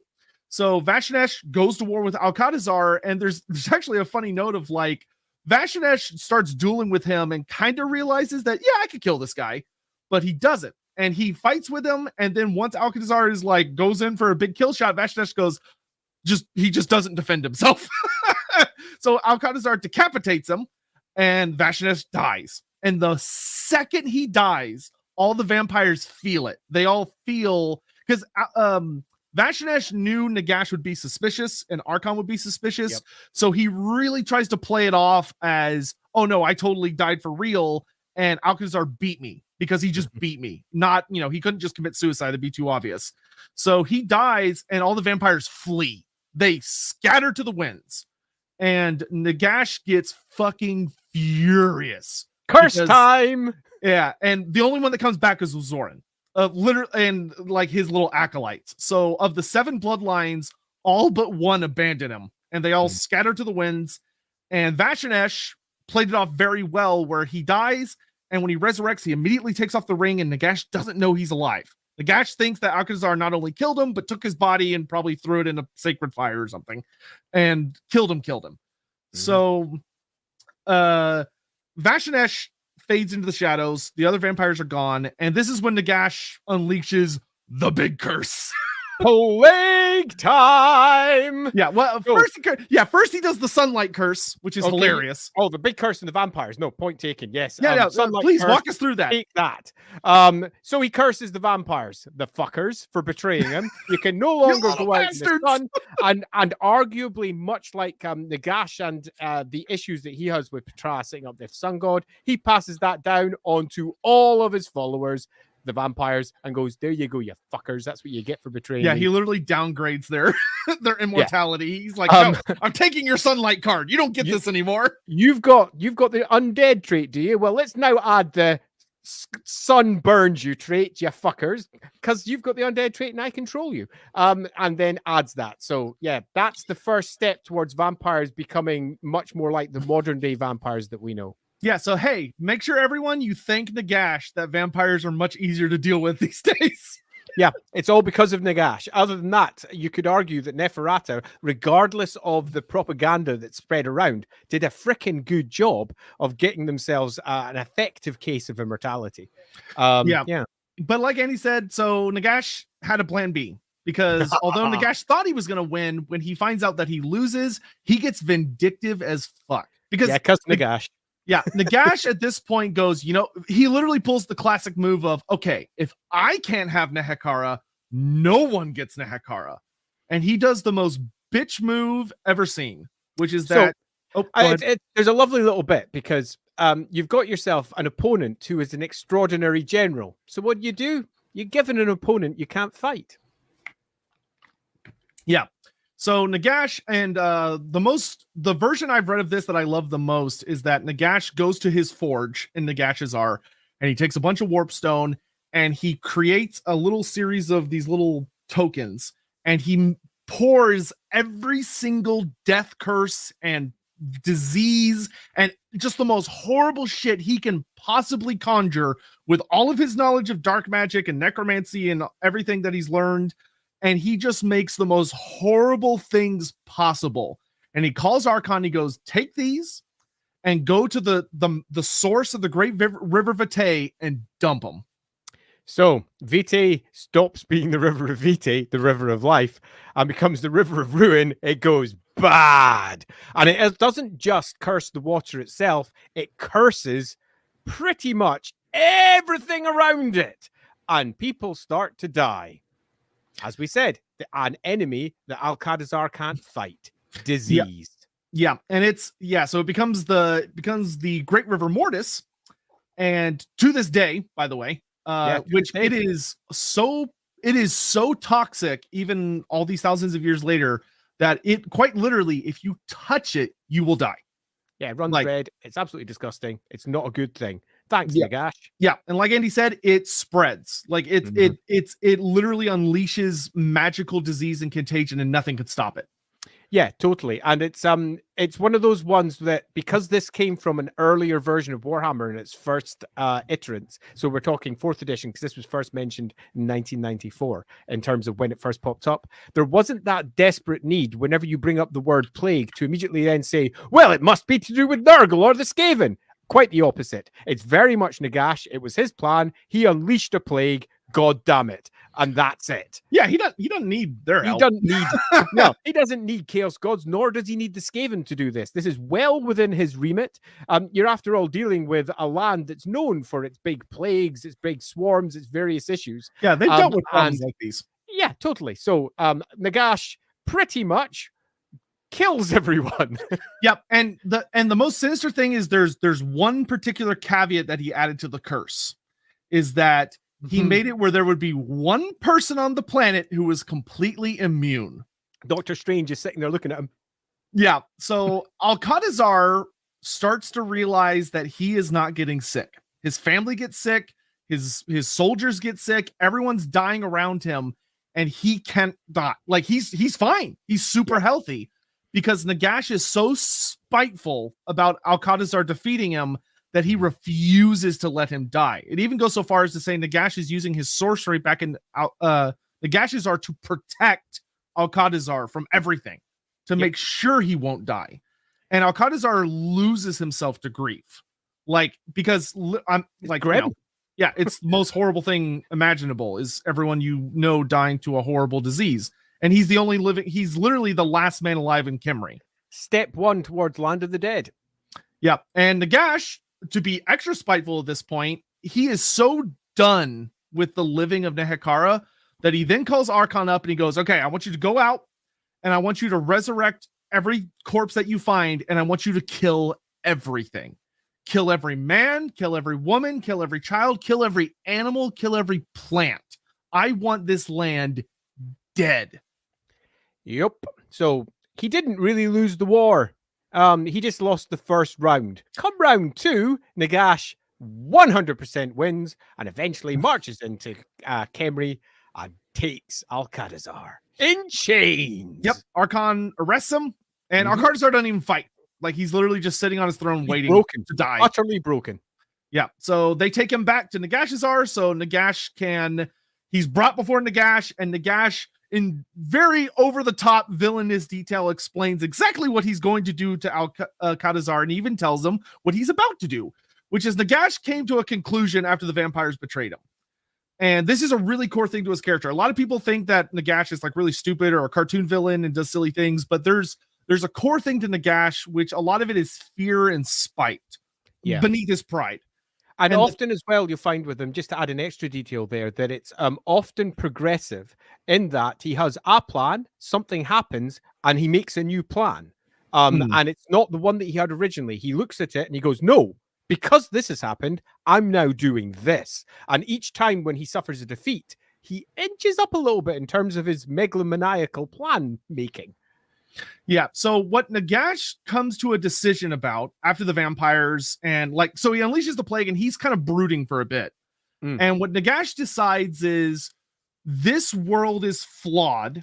And as long as every time I try and trust anyone, except for Archon, anytime I give anyone the slightest bit of free will, they backstab me. They fail me. They fuck me over every single time. So you know what I'm going to do? If I take the entire planet and I just kill everyone, there will be no free will but mine. And then everything will be perfect. Yep. No one can betray me. No one can fight me. There will be no more. And there's also, Nagash is very insane by this point because of his megalomania. I wouldn't say he's insane. I'd say that he's quite sane, and from his own perspective, from our perspective, he's utterly insane. I do think Nagash also very much sees it as there will be no pain, there will be no suffering other than those I want to suffer. Like, the world will be better. There won't be gods jerking us around and manipulating us. I think that's the big one, actually, because he comes from a place where the mortuary cult, depending on which version, not just mortuary cult, but the gods, depending on which version of the Covenant you read, loosely speaking, the Nehekaran people believed that they'd made a deal to worship these gods in return for various magics and intelligence and all the rest of it. But worship was core to that. And he came into the mortuary cult that said worshipping these gods are important. And he came to despise that and realized that it was a lie from his perspective. You could get power from a completely different place. The gods dick people around. And by this point, he's old. He has probably seen the waxing and waning of the winds of magic at various points, the arrival of an ever-chosen that swirls around, does stuff, and then goes. And that's freaking dangerous. And that can only come about because of the gods. If you take away all of those souls that are messing around with the aether, suddenly it all becomes calm and there is no danger. Yeah, there's a lot to be said in that. Nagash is kind of the first character that I'm aware of that ends up figuring out what Archaon later becomes obsessed with, which is this idea of the gods suck, and the moral right thing to do is to choke them to death, to starve them out, so that they can't fuck with anything anymore because they don't deserve to. They're monsters. It's also fair to say that Nagash himself, by this point, is very much of the opinion that he is a god. And is that's not true. It's that he thinks he is no less than the gods. He thinks that the gods are horrendous manipulating creatures, that etheric entities that deserve nothing but scorn. Somewhat like the Dark Elves have got a certain level of scorn towards, say, the Chaos Gods. And he has nothing but scorn for these things and considers himself to be better than the gods. And in many respects, effectively, a god. He is worshipped at this point as a god by possibly hundreds of thousands of people. If you're looking at just the classic sense of how the Aether forms round, he's already on his first steps towards true ascension, actually becoming a god himself. But he, from his perspective, wants to become a material one within the material world, not one that lies off on the etheric side. Yeah, which, depending on how your moral compass goes when you're enjoying a fictional universe, a lot of people might agree with them. Yeah, they might. And so Nagash comes up with, and I've talked about this in my top 5 spells video, which we did some really cool little cinematic stuff for if you want to go watch. Nagash comes up with genuinely one of the most powerful spells that will ever be cast in the entirety of Warhammer Fantasy history. Yeah. And that he legit comes up with a spell that will kill everything on the planet, or at least most things on the planet, and then it will resurrect everything that is dead so he can wipe out whatever's left. And then he will be it. He will be Alpha and Omega. He's it. It's worth stating that there's a couple of different versions of the first attempt at the Great Ritual, in terms of how it was presented. In its very first iteration, he attempts to do almost the entire world, and that just doesn't come to pass. In later iterations, it's often, I'm going to do it to the land of the dead and use them as my first army for spreading out across the world.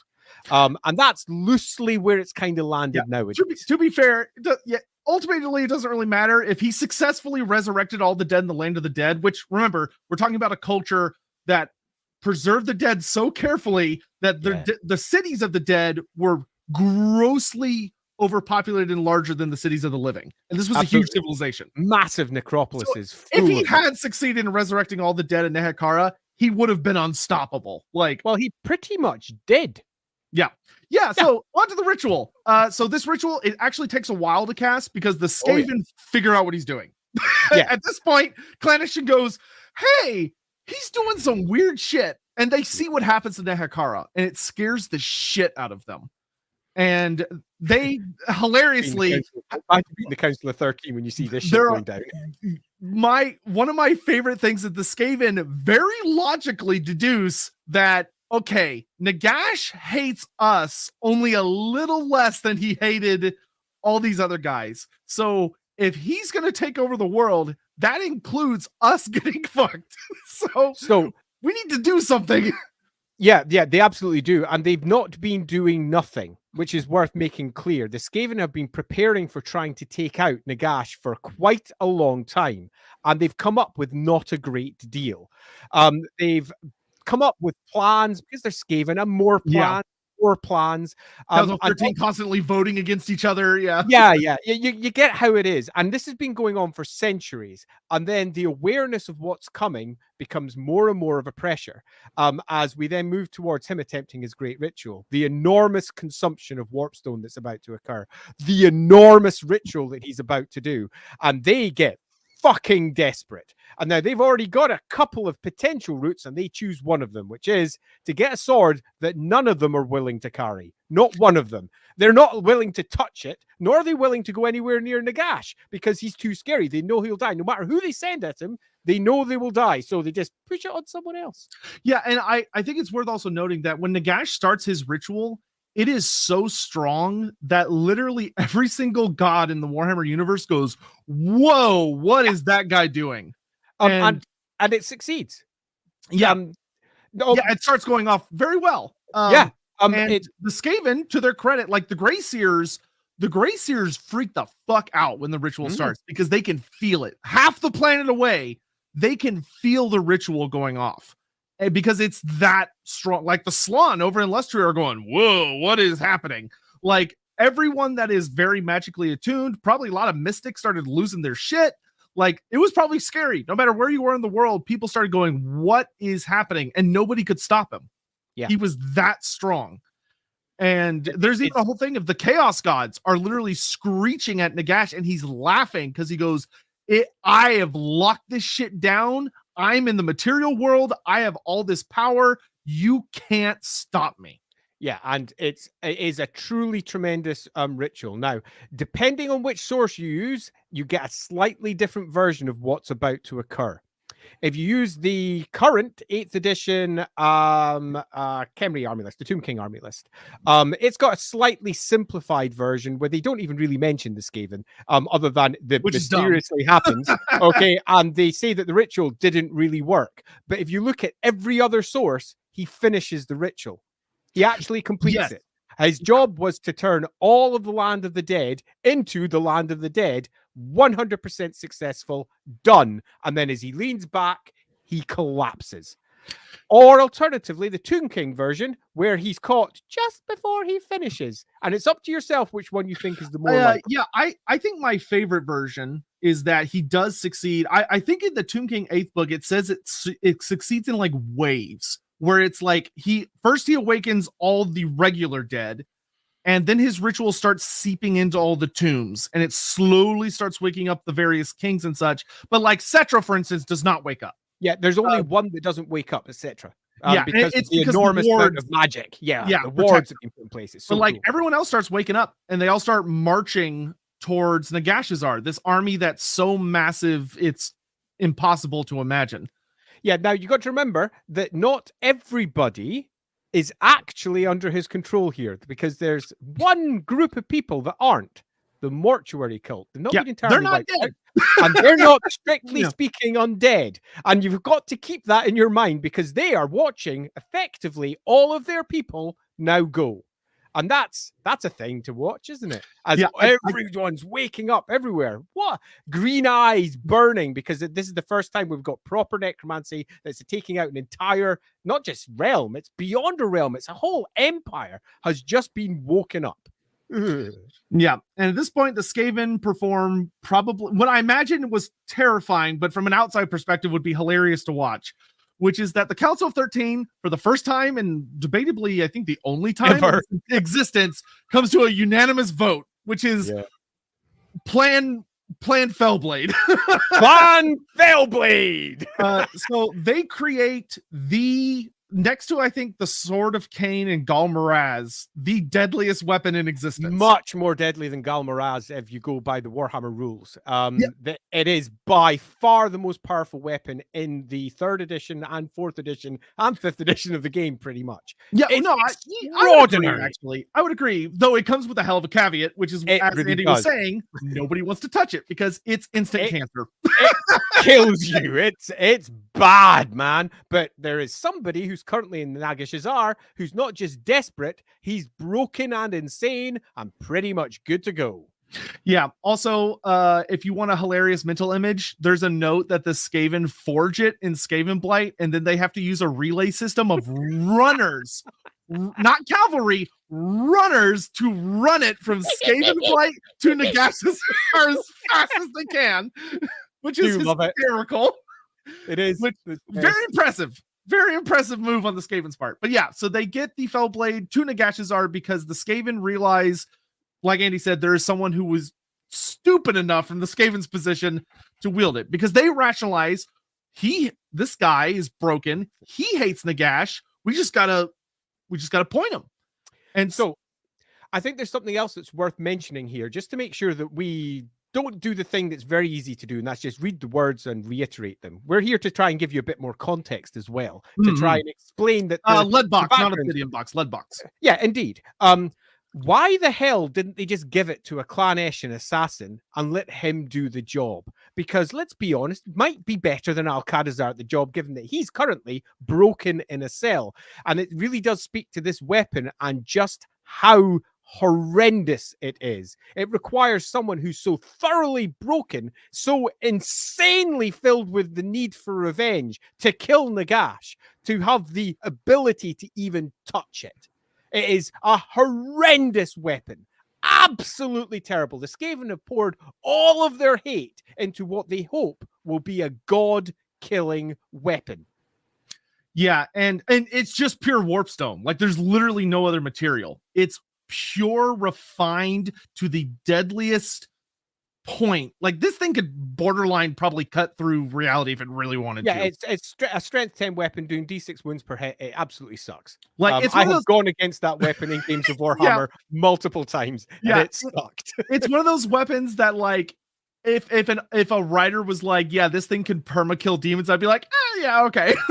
Like but in any event, it's also worth saying that no Skaven are innately cowardly creatures. Yeah. And A, just facing down Nagash is probably impossible for a Skaven. And B, just holding the Fellblade would be impossible for a Skaven. Yeah.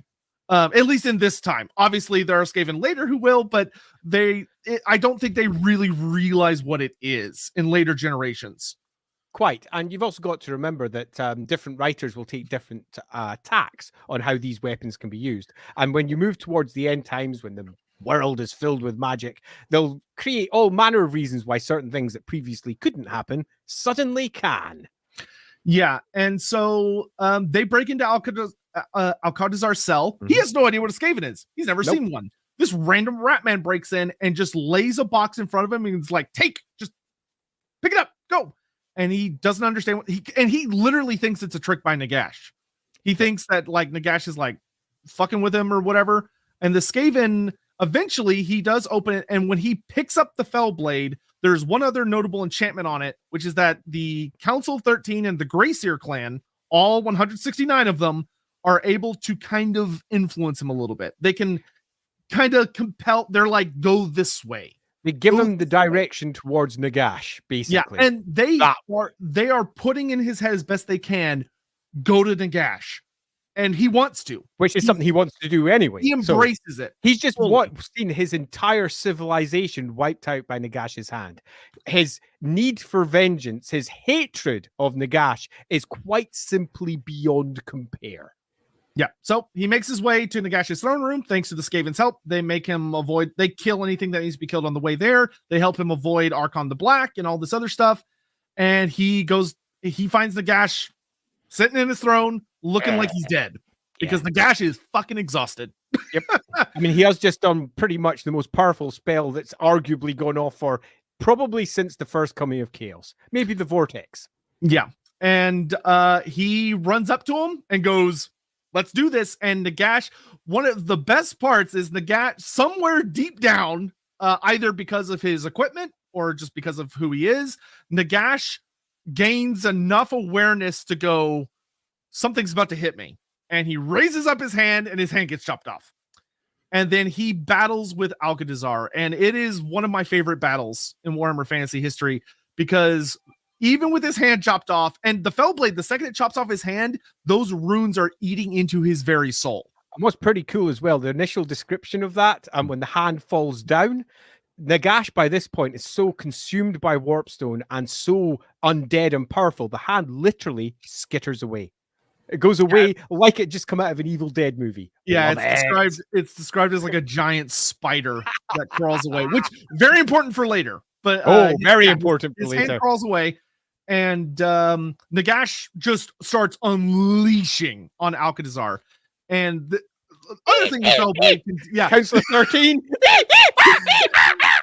The other aspect of the Fellblade is that it allows the Council of 13 to try and protect Alcatazar. And the Council of 13, very, very powerful. They have the entire Greyseer clan, 13 times 13, 169 members, using everything. And y'all know how powerful Greyseers are. They're pretty strong. They're all together. They're chanting. They block Nagash's first spell. Half the Greyseer clan drops dead instantly. Yep. Because like their brains just explode. It's worth saying that at this point, Nagash is effectively as close to a material god as you can get.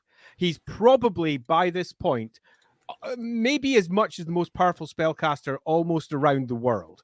Now, we can argue this and probably should do at some point because there are so many candidates for that. And I could probably say exactly the same thing for several other candidates. But regardless, at this point, Nagash is insanely powerful. but is also at his very, very weakest to show just how insanely powerful he actually is. And he is still wiping out half the Grey Seers that are out there, but pretty much with a movement of his hand, as every single spell that they can possibly throw to try and protect him start to collapse. Alcatazar is pretty much their only hope. Unfortunately, yeah, he literally barbarian rages. Yeah. And he just, like, it's literally said he wields, I mean, the Fellblade is pretty powerful, and he literally just goes nuts, and he chops Nagash into a bunch of tiny pieces. Yes, he does. And Nagash is just raging, but there's nothing he can do. Like, it just breaks him down. Dude's dead. And Skaven come swooping in, pick up all the pieces they can, and throw those into fires that will burn and never come back. They're warp flame forges. Yeah, totally. They're gone. As far as the Skaven are concerned, that's him dead forever. However, that claw got away, and the crown, which was sitting upon Nagash's fell brow, is taken by Alcatazar. Yeah, because he stumbles out the room. Because the Skaven don't care about him. They're just worried about Nagash, and because they very, very reasonably are afraid Nagash can put himself back together very quickly. So Alcatazar wanders out of the fortress, where he different versions of the story differ, but most versions seem to say that he falls into a river and he drowns because his body is so drained. He throws the Fellblade away first down into a crevasse beside there, but he either A, staggers away a bit and finds himself on the other side of the mountains and then dies, or he falls in a river and he dies, or he trips up and he dies. The important thing is he's dead. Yeah, and he has the Crown of Sorcery. He has it with him, and he literally dies clutching it. And yeah, like Andy said, all of Nagash's body gets thrown into a furnace. And I think if Nagash's hand had not gotten away and the crown had been thrown in, I do think this would have been his actual death. Yes, the Skaven would have succeeded. They didn't succeed because of Nagash's preparation and because of his extraordinary power, in that they had to do an awful lot to kill him. And those two last bits, the Skaven couldn't know for certain, but they gave it a damn good go. They tried.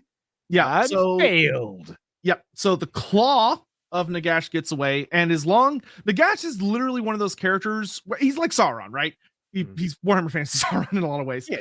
As long as there is some piece of him still in the world, he will be back. So now we can actually skip ahead a pretty lengthy amount of time, because in a lot of versions of the story, because his hand is still around and the Crown Sorcery is still around, his body that is destroyed goes up into the atmosphere as ash, and all this ash gets carried along a wind, and it starts making its way back to the Black Pyramid, and it goes in and it starts collecting in his sarcophagus. And it just drip by drip. Takes 1,111 years. Which it's not a short process.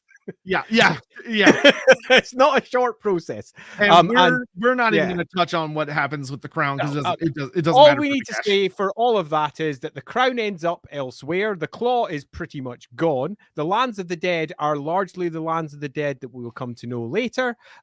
Because Nagash died, they all fell out of his control, and the vast majority of them are now awake. A bunch of them are mindless automatons. They don't really have much character. A bunch of them have all their character, definitely those that are properly prepared by the mortuary cult.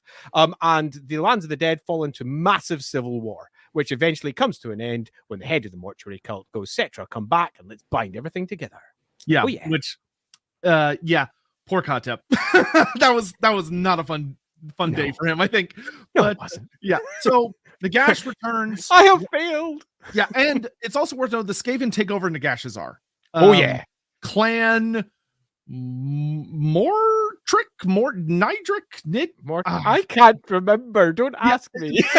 It's something that is very deady sounding. Like it's like Mortis but Skavenized. I forget which clan it is. It's not Morskatar. Necris. I think it's Necris. Maybe Nigel. I can't recall off the top of my head. Anyway, I'm not even going to try. Very cool Skaven clan. They're very like bone. They wear like a lot of skeleton bones, and they're very spooky. And clan, no, it's not Mordkin. Clan Mordkin? That might be it. I don't want to say it's one anyway, or another. It doesn't matter. It's a Skaven clan. They actually get on the Council of 13 because they're so powerful. and they're insanely strong because they still have all that warp stone and they keep mining it. And it is an enormous quantity that's still there. Don't think that this is a small amount of warp stone. Nagash has been both extremely frugal and also very careful with what he's used. And he thought he had enough to probably last himself forever.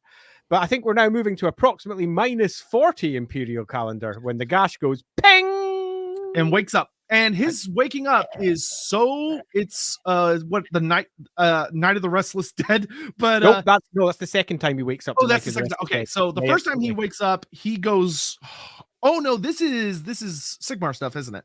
Oh yeah, we're about to hit Sigmar stuff, but yeah, so he starts off down in the lands of the dead, obviously. Right. So he wakes up, and this is when an event happens called the Wars of the Dead.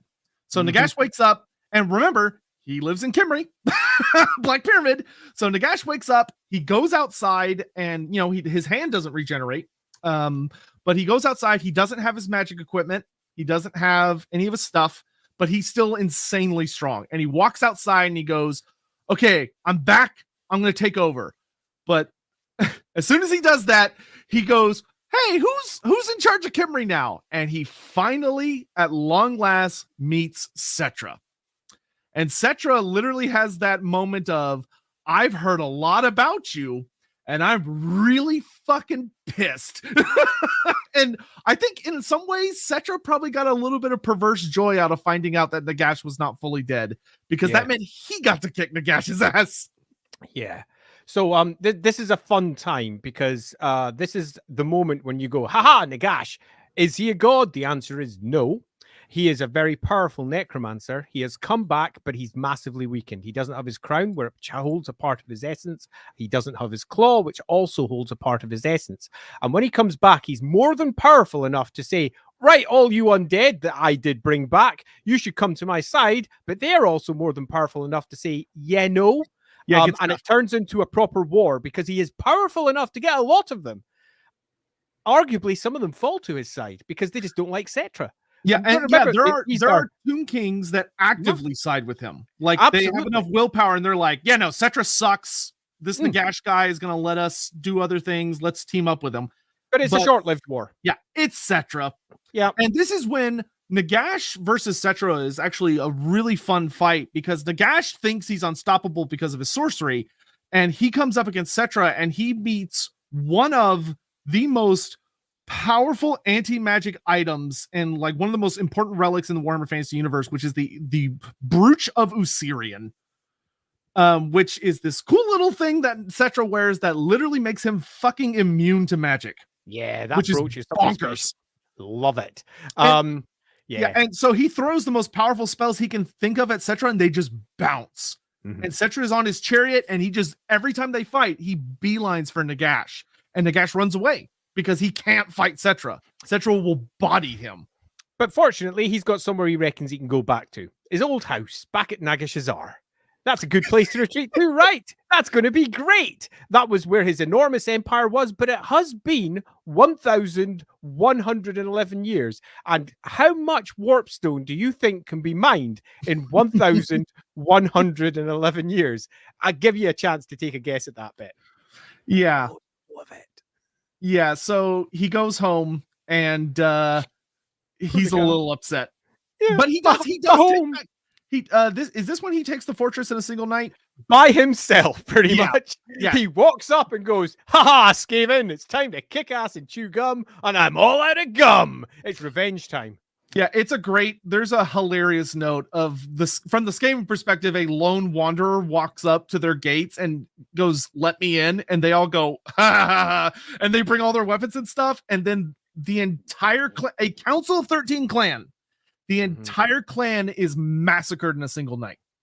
Yeah, and I think that you've got to ensure that we try and then compare what happens here with what happened down in the land of the dead. It gives you an idea of how much of a war broke out down there, how much power the land of the dead has now in comparison to what it had when it was first summoned up by Nagash. But also when we move back to Nagash being up at Nagashazar, yes, it's his home and he knows the secret ways to get in to make sure that the door's open, but he's still one dude by himself and he completely takes it.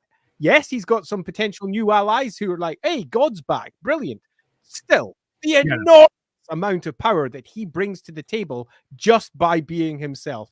This is not your typical Warhammer character. This is a one-man, not army, but almost a one-man realm. Yeah, one-man faction. Yeah. Yeah, pretty much. Yeah, so he wipes out the Skaven, and like Andy said, he gets to his warpstone deposit and sees it's gone. And yeah. Warpstone. So once again, plan fucked up. He now has to follow because he, in his mind, he was going to come get his warpstone, get what artifacts he could find of his old stuff, and then go back and fight maybe Nehakar some more. And at this point, he realizes, shit, I can't do that. So he starts feeling out tendrils, and then he seizes on something, and he goes, I need my crown. That's what I need. If I can get my crown back, I'll be strong enough. And so he starts building up. He makes himself a new hand out of a lot of really nasty new iron claw, which is awesome, and it allows him to wield his big, mighty, massive sword of avenging justice. Yep, he gets his sword back. He gets, I believe, he gets his staff back and his armor as well. And he does. So clearly, that is all some point regained at here somehow. The obvious thing is that it was still there, and the Skaven refused to touch it. But that seems so super unlike the Skaven. Yeah, I imagine they probably tried to destroy it and just couldn't. Yeah, and there's definitely something weird going on here, and it's not really given a very clear answer, but he gets his shit back, and he just wants his crown, possibly his claw if he can find the fucking thing. Yeah, so he gathers Archon the Black to him, he gathers a big army, and he starts just feeling out for the crown, and he senses it somewhere north. So he starts wandering up, and this is where we actually get a very pivotal scene for Nagash, where as he's on his way, he senses another powerful presence. And he goes, oh, that's weird. In I think the Middle Mountains. And he follows it and he finds a burial tomb of a warrior named Krell. So that's in the Grey Mountains, the Mound of Krell. Grey Mountains, that's where he went. Beside a big, huge glacial lake. So he didn't go this way, he went that way. Yeah, indeed. So he's making his way northwards. He ends up making a base in an old elven ruin.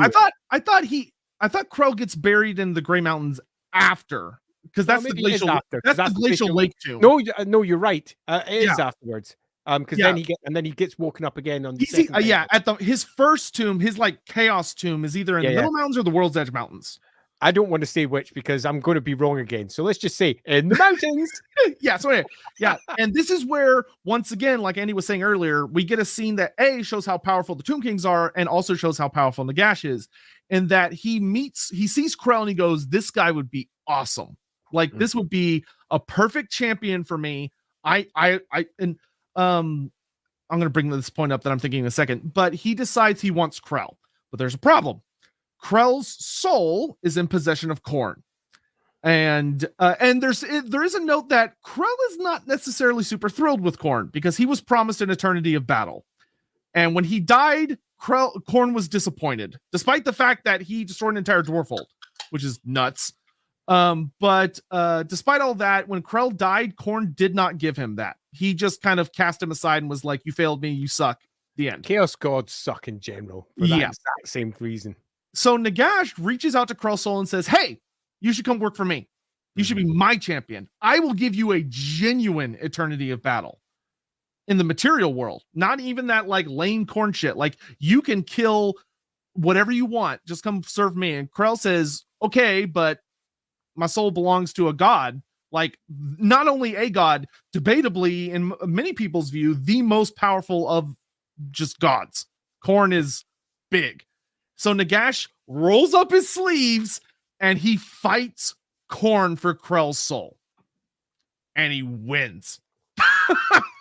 Gotta love his understanding of the soul and exactly how it works. There is no other character, arguably, in the entire Warhammer world that is more capable of fucking around with souls. So, yeah, that's a thing. And it's also worth noting that as Nagash is doing his wandering north as well, the Skaven make an attempt to retake good old Nagashazar, but Archon the Black kicks them the fuck in. Yeah, and like the scene that's described in the books for the resurrection of Krell is very awesome because it's like literally the skies are like exploding with magic and there's black lightning flashing everywhere and anyone nearby is like, "Oh god," and everyone runs away because it looks like the apocalypse because the chaos gods are arguing with Nagash, but Nagash rules lawyers them into giving him Krell's soul. Pretty much. One of the great joys of Nagash in comparison to the Chaos Gods is that Nagash works within the material realm, the mortal realms, and the mortal realms have got physical laws. Actual laws. When you're beyond into the aether, you're into the realm of emotion, imagination, and potential. But when you're working the material realm, you're working by a set of established rules, which means if you get the correct ritual, you do the correct thing, you are going to, hopefully, get the outcome that you're looking for. And Nagash is better in the material realm than any god. Any god. And was almost certain to win this one. It was pride, you could argue, that meant that Krell was lost by good old Khorne. Yeah. So Krell wakes up and Krell, like Archon the Black is insanely loyal to Nagash, but Archon at least has thoughts, and like he has a little bit of a will where he sometimes will do things without Nagash's necessary approval because he thinks it'll help Nagash in the long run and other stuff like that.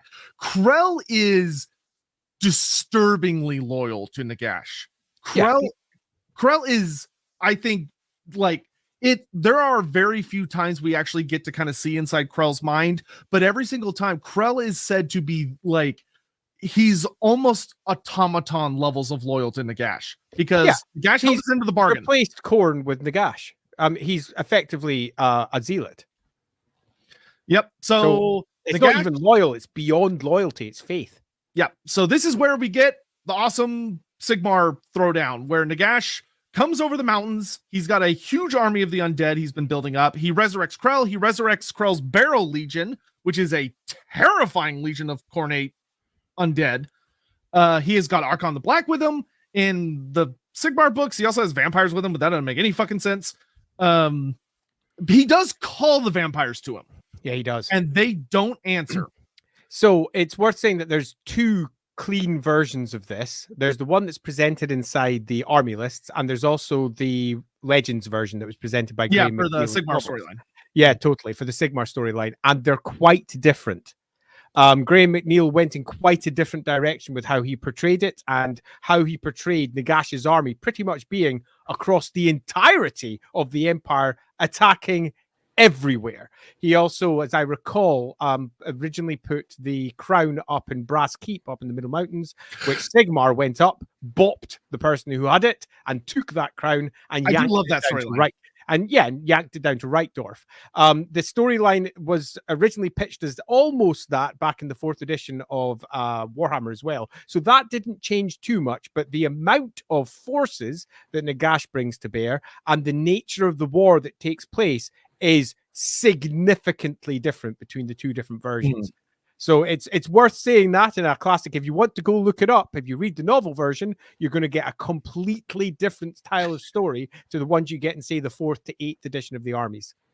Yeah, in the Black Library novel and kind of like the army books, it is kind of an apocalyptically sized army, but there are differences of that. In the Black Library books, there are some vampires that turn up. They're a little weird, but there are 2 vampire generals. Whereas in the army books, it states that no vampires show up, which plays into something, which we'll get into that in a second. Yeah, absolutely. And the nature of the fight as well. In the army list, it's pretty much they head to Reichdorf, which is modern day Altdorf, and they have a giant apocalyptic fight. Yeah, on the battle of the River Reich. The Battle of the indeed. Where if you look at the novel, that's just one part of an enormous war that goes across the entirety of the Empire, as most of the tribes are all attacked simultaneously by undead to ensure that Sigmar can't call for help, to ensure that he's massively weakened for when Nagash then drives through. It's quite a different scale in terms of how. Yeah, pretty much the entire Southern Empire is wrapped up in a fight. And even Middenheim. It's fun read. Yeah, so right up the north. Fun read. McNeil's always awesome. And even Middenheim up in the north is attacked during that period. And yeah, they're quite different, but ultimately it's the same process, which is eventually Nagash gets to have himself a hoedown with Sigmar. Yeah, they have an epic battle. It's awesome. And there are a lot of really cool characters we all know and love show up. You've got like Alaric the Mads there with High King Kurgan Ironbeard, because when they find out Krell's back, the dwarves are very upset because they're like, we already crossed him out of the book. He can't be here. Grimble Ironhelm already killed him. Why is he still back? So it's a huge fight. The dwarves get involved. The Empire is on its knees, and Sigmar somehow, I love the way Graham handles it, but like they have a big fight and Sigmar kills Nagash. Yep. Miraculously. It's regardless of the version, it's miraculous that he beats Nagash. Yeah. In the novel, he's pretty much going to lose. It's reached the point where there's only as I recall, 100 left, and they're paroling through, and Sigmar's trying to reach Nagash. And what he does is he eventually uses he's aware that Nagash is interested in only one thing, and that's the crown. Yeah, because Nagash does try to parlay in the. Okay, and this is the big one. Sigmar puts it on. Yeah, okay. which is huge. Yeah, and I think this is a stream to discuss all in of itself, because whoever puts that crown on is filled with Nagash's thoughts. And what is Nagash obsessed with? Becoming a god. What happens to Sigmar? Ooh, I've never thought about that. That's a spicy take. I like that. There is a big story that potentially to be told there. And I think this is a stream in and of itself. So let's just say, I'll drop that bomb. And once that one's been dropped, God damn it! Now we have to do like a follow-up Crown of Nagash stream. the Crown of Sorcery is freaking awesome. It does. It's so important to so many different things. And it comes back later in one of the coolest ways, much later in the arc. Okay. But that's beside the point. We don't have time for that. So, no, because that's damn it, Andy. Sigmar comes along with his big hammer, and as I recall in Graham McNeil's one, it's really nice because the hammer lights up with a bunch of runes that had never been noticed by anyone before, and then he bops Nagash and manages to kill a god with a weapon that no one believed could do that. So that in and of itself is super interesting. This is arguably the point when Gal Maraz moves from being the runic weapon that he was given into a runic weapon that's perhaps a lot more than everybody thought it was. Bong! Yeah, Nagash goes down. Yeah, obviously a huge moment for Sigmar. Complete upset. But yeah, he defeats Nagash, and I cannot, like Andy's kind of touched on, I cannot talk, like, it's so awesome in Graham McNeil's book, because it's literally, like, you know how in the Lord of the Rings, it's always like, oh, we have to destroy the ring or whatever. In Graham McNeil's take, it's literally like Aragorn puts on the One Ring and uses it to fight Sauron, and it's great. It's so good.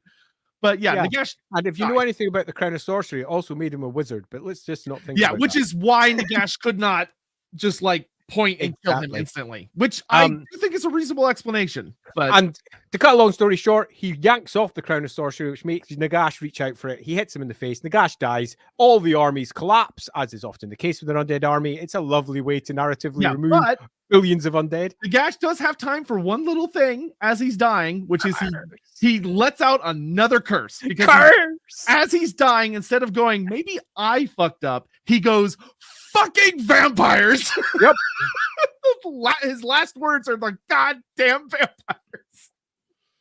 Fucking vampires. So they'll now not like Sigmar, because Sigmar did this to me. As a small parallel, the whole source of this story is not actually anything to do with Nagash. We loosely touched upon this in maybe last week or the week before, can't recall. But in many respects, Nagash is the replacement of Drachenfels. Drachenfels, that was the big bad necromancer demonologist of the novels that were originally released in the 80s, but was a property that they weren't 100% sure that they owned. So they just created their own one, Nagash. But Drachenfels similarly was taken down by Sigmar in a gigantic battle involving both undead and demons. So Sigmar does this twice, not just once. He does it twice.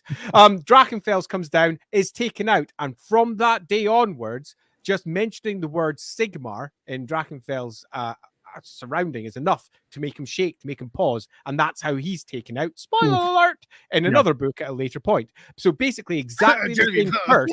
The Drachenfels curse is just lifted up and dropped and put down on Nagash instead. So it wasn't strictly speaking an original idea that was popped over. It was an idea that they already had and reused in a slightly different way. And when later on Drachenfels turns out to be something that they can use and have used in multiple books. That means that we have ourselves effectively a double event for Sigmar, where he not only faces off against the Neverchosen, he not only faces off against Nagash, he also faces off against Drachenfels, all within a 50-year period. Sigmar, the dude is busy. Sigmar, while he's epic, there is a really hilarious through line of like, it's no wonder Sigmar abdicated the throne. He must have been fucking exhausted. It's like he fights that like the Bloodthirster in Middenheim and the whole incident with Garion / Azazel. He deals with like a terrifying Everchosen. He fights Nagash. He fights Drakenfell. Like he cannot get a fucking break. No wonder he leaves. And to correct my earlier mistake, 1 year later, the very last remnant of Nagash's army is cornered up in the Grey Mountains, and Krell is felled beside the Glacial Lake, and the Mound of Krell is the last of Nagash's forces. Yeah, which another point of how strong Nagash is in an interesting way is that, we all know the idea that if a Necromancer dies, the army collapses, which happened with Nagash's army, with two exceptions. Archon the Black obviously can keep himself going, and he just fled. Archon just got the fuck out of Dodge. Krell, though, is not a wizard. Krell cannot use sorcery. He is not a necromancer. He doesn't know necromancy. Mm-hmm. But Nagash did such a fucking good job, like rebinding his soul into him and making him into a champion that Krell doesn't die. Like Krell just he looks over, and this is in the Grim McNeil story. This is also after he gets shot in the chest with like an organ gun at point blank range, and he's been fighting like High King the organ gun. Yeah, he's been like fighting High King Kurgan Ironbeard. He's been fighting Alaric the Mad. He's still going, and he sees Nagash die, and he just goes, "Oh, all right," and he chops his way out of the battle, and he just starts running a campaign of terror through the Empire up into the Grey Mountains, trying to get away. And he's also looking for necromantic power to feed on. There's also, Graham McNeil did write a follow-up story that actually covers the final fight with Krell. It is amazing. But he ends up getting tracked down by Sigmar and the dwarfs. Sigmar beats him, and they seal him in a tomb in the Glacial Lake, where he remains until Kimmler ends up later. Yeah. Totally. So Nagash dies again. And what happens next, Andy? So he's gone forever, right? He's gone forever. He's dead now. One of two things happens. So option number one, he comes back 1,666 years later. And this is rather famously dropped in a bunch of army lists. It's dropped in Warhammer 4th edition as well inside the timeline. Major event. A major event, the Night of Restless Dead or Living Dead, depending on which one you want to go for. And undead wake up pretty much all over the world. Not just in the Empire, not just where he fell, but all over the place. Dead, rise, dead, shift, and Nagash wakes up. Nagash, having done that whole drip, drip, drip thing, pops himself back up in the Black Pyramid and then retreats back to Nagashazar, where he sits on his throne and fucking broods unless somebody decides to use them in their army, and uses the model. That's one option. Another option is that he never comes back. He just vanishes. He's just gone, and he won't come back until the end times, when he returns, and characters like Drachenfels also fall underneath his sway, although called the Nameless One by this point, because they still weren't sure if they could use the name. Oh, that explains why they did that. I was always like, it's a cool story thread, but why do they like I know who it is. They just say Drachenfels? They don't ever state who it is. That's actually super funny. Yeah, it is funny. But yeah, as it turns out, Black Library did own the rights to that one. I was gonna say Vermintide was very over the top with it. They were like, yeah, totally. Yeah. We used it for fantasy roleplay as well. I'm glad they figured that out. That's really funny. Yeah, it was very amusing. End Times also suggests possibly that he was alive throughout that entire period, because the End Times doesn't completely marry with itself there. Yeah, that's kind of a brief thing of like there in the End Times me and Andy were talking about before the stream. There's quite literally two separate accounts. One version from the elf perspective, they literally go to Nagashazar and literally see his body sitting on his throne, not doing anything, because he's just kind of consolidating power or whatever the hell he's up to. Yeah. And he starts to stir, and they're like, oh, we gotta go. But the first book, Nagash, like there's the whole ritual to resurrect him, where Volkmar. it's very elaborate and it's really weird. And Volkmar becomes Nagash, and it's super odd. And he comes back, and the end times happen, but I'm not going to worry too much about the end times. Yeah, let's not worry too much about that one. Let's instead, if you want to see a story of what it's like to be Nagash, go search yourself out the fourth edition of Warhammer, the very first Undead Army list. There's, I think, a 1 or 2 page story in there where Nagash is sitting on his throne. This is after his second or arguably third resurrection, depending on what you believe. He's brooding, lost in his mind. He no longer has anything that even comes close to resembling human emotion, and he spots a soul coming in to steal something. He is aware of every single soul in all of Nagashazar. He is, again, at the center of an empire in the heart of Nagashazar, which is both rotten, broken humans and a variety of undead. And he watches this one soul come in until eventually he murders it. But it's a fun wee story if you want to see one version of what Nagash is like. And as I said right at the very beginning of the stream, the first Undead Army list, the version of Nagash that's presented in there hasn't really changed that much from the one that they use right to the very end. So if you want to get an idea of the entire Nagash story as it was first presented, it's a pretty good read. There's a lot in there. It's the one that I read way back when it first came out, 1994. And it's the one that actually convinced me I wanted to get an Undead Army again. I'll admit, though, I was not a fan of the miniature. Yeah, I definitely the end times definitely gave him a glow up. Oh yeah. The art by Mark Gibbons inside that army list is absolutely marvelous. Big, huge swinging censer, a huge sword, looks absolutely gorgeous. Mark is the best, but what that turned into with its funny looking clown model, which I painted 3 times because I still had him in my armies. Nice. It just wasn't good. I tried so hard to make that model not look rubbish, and it was hard. It was really hard. Okay, so yeah, so that's large in point the Nagash story. Really, genuinely a very interesting character. There's a lot, I think, for anyone that kind of reads through his stuff. There's a lot of fun to explore about his, like, he's a character that has a lot of interesting things with arrogance, paranoia, megalomania, fear of death. Like, he's a very interesting character in a lot of ways. But we have a ton of comments on the Discord and stuff we have to get through. Also, some super chats that came through of Nagash just bragging he tortured the Dark Elves. I think just loosely that there is a story here that the novels did not cover in a way that I think was particularly well covered, where there is a real sense that possibly it was intended.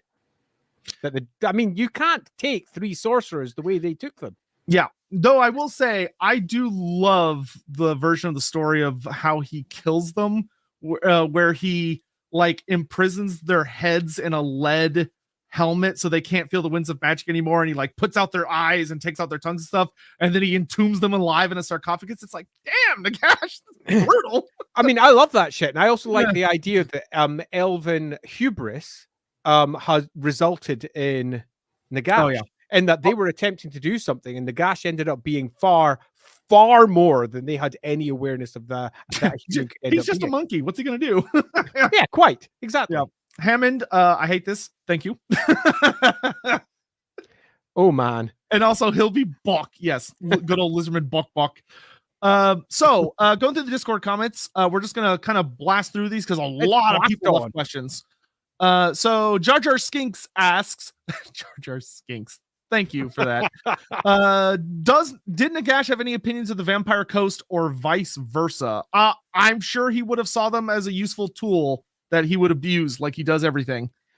Yeah, one of the great, let's call it a flaw, because I think it's a flaw. One of the great flaws of the end times was its complete focus on these tiny areas that the army list dealt with without any real awareness of the rest of the Warhammer world, meaning that things that should have had an enormous impact, like Grand Cathay, are ignored. And things like the Vampire Coast and all the fun things that are down there don't get a mention, and the correlation and ties that they would have had with creatures like Nagash are largely ignored. They say, oh, Nagash brought back a bunch of people and made them as Mortarks, and we'll go for all the characters we can find.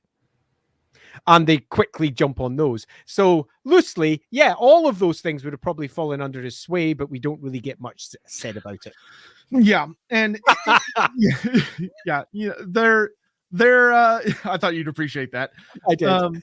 Yeah, and they're vampires at the end of the day, and they're undead. So if Nagash did come back, it's something they would have to definitely worry about. Like vampires can resist Nagash's control, but if he gets close enough to them or he has enough power, he becomes a problem.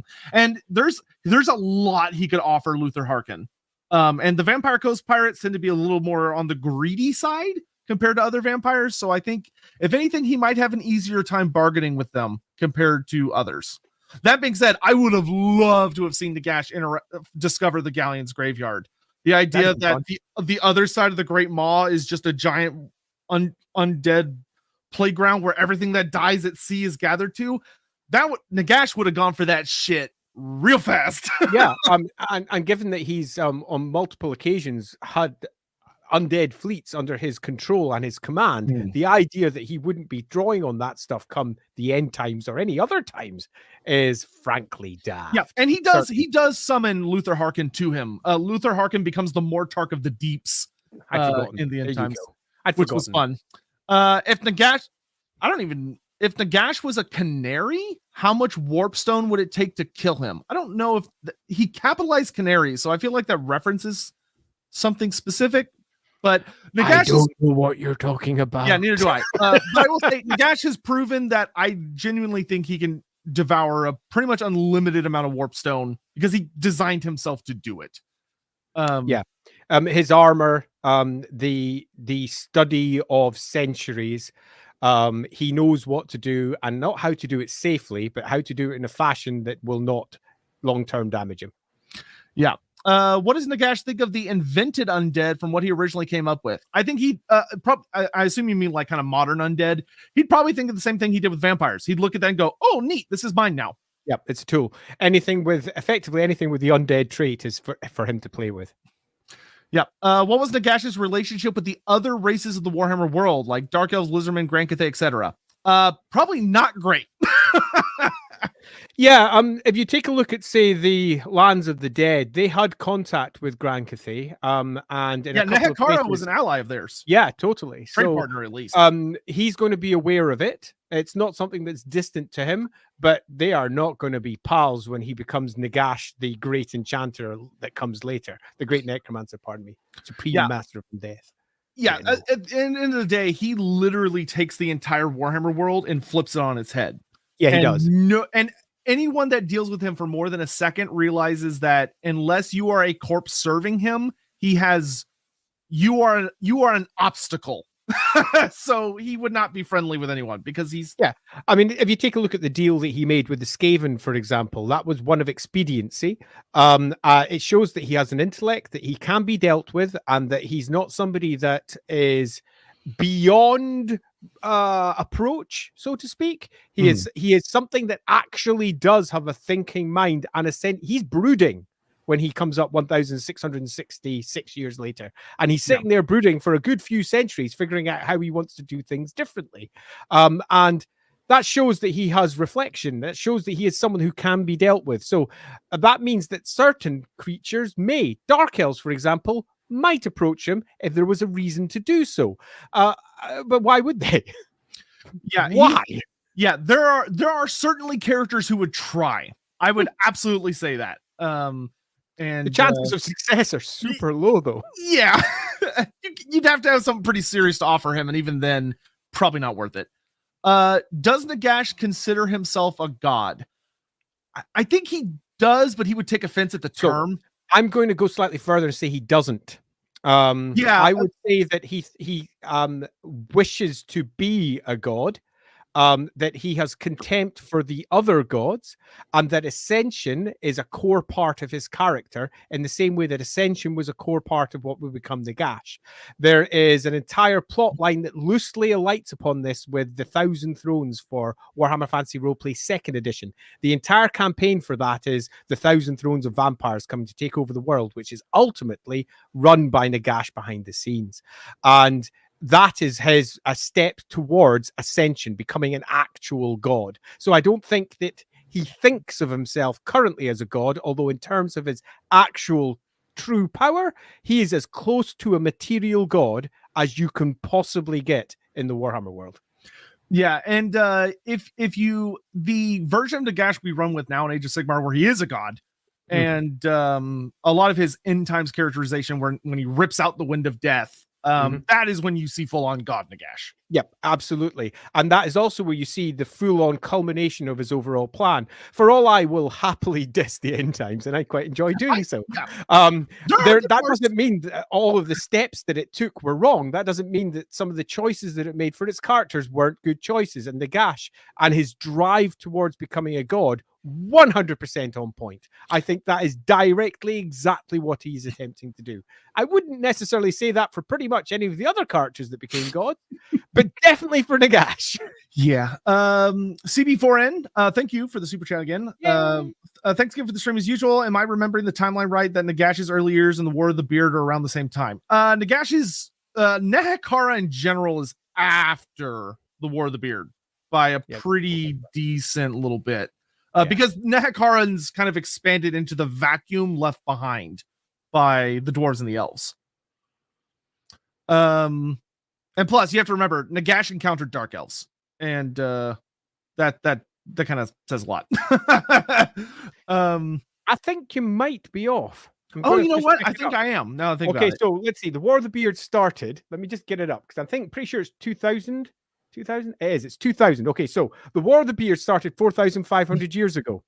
Nagash was born 4,500 years ago. So they are pretty much directly on top of each other. The War of the Beard, though, largely takes place in the old world. That's where almost all of it goes. So down there, they're pretty much on the edge of it. And the crashing Dark Elves are almost certainly because of something that occurred with the War of the Beard. There you go. Probably why the Dark Elves are over I'm there. so bad with timeline shit. I thought I'd check it up just to make sure I was right.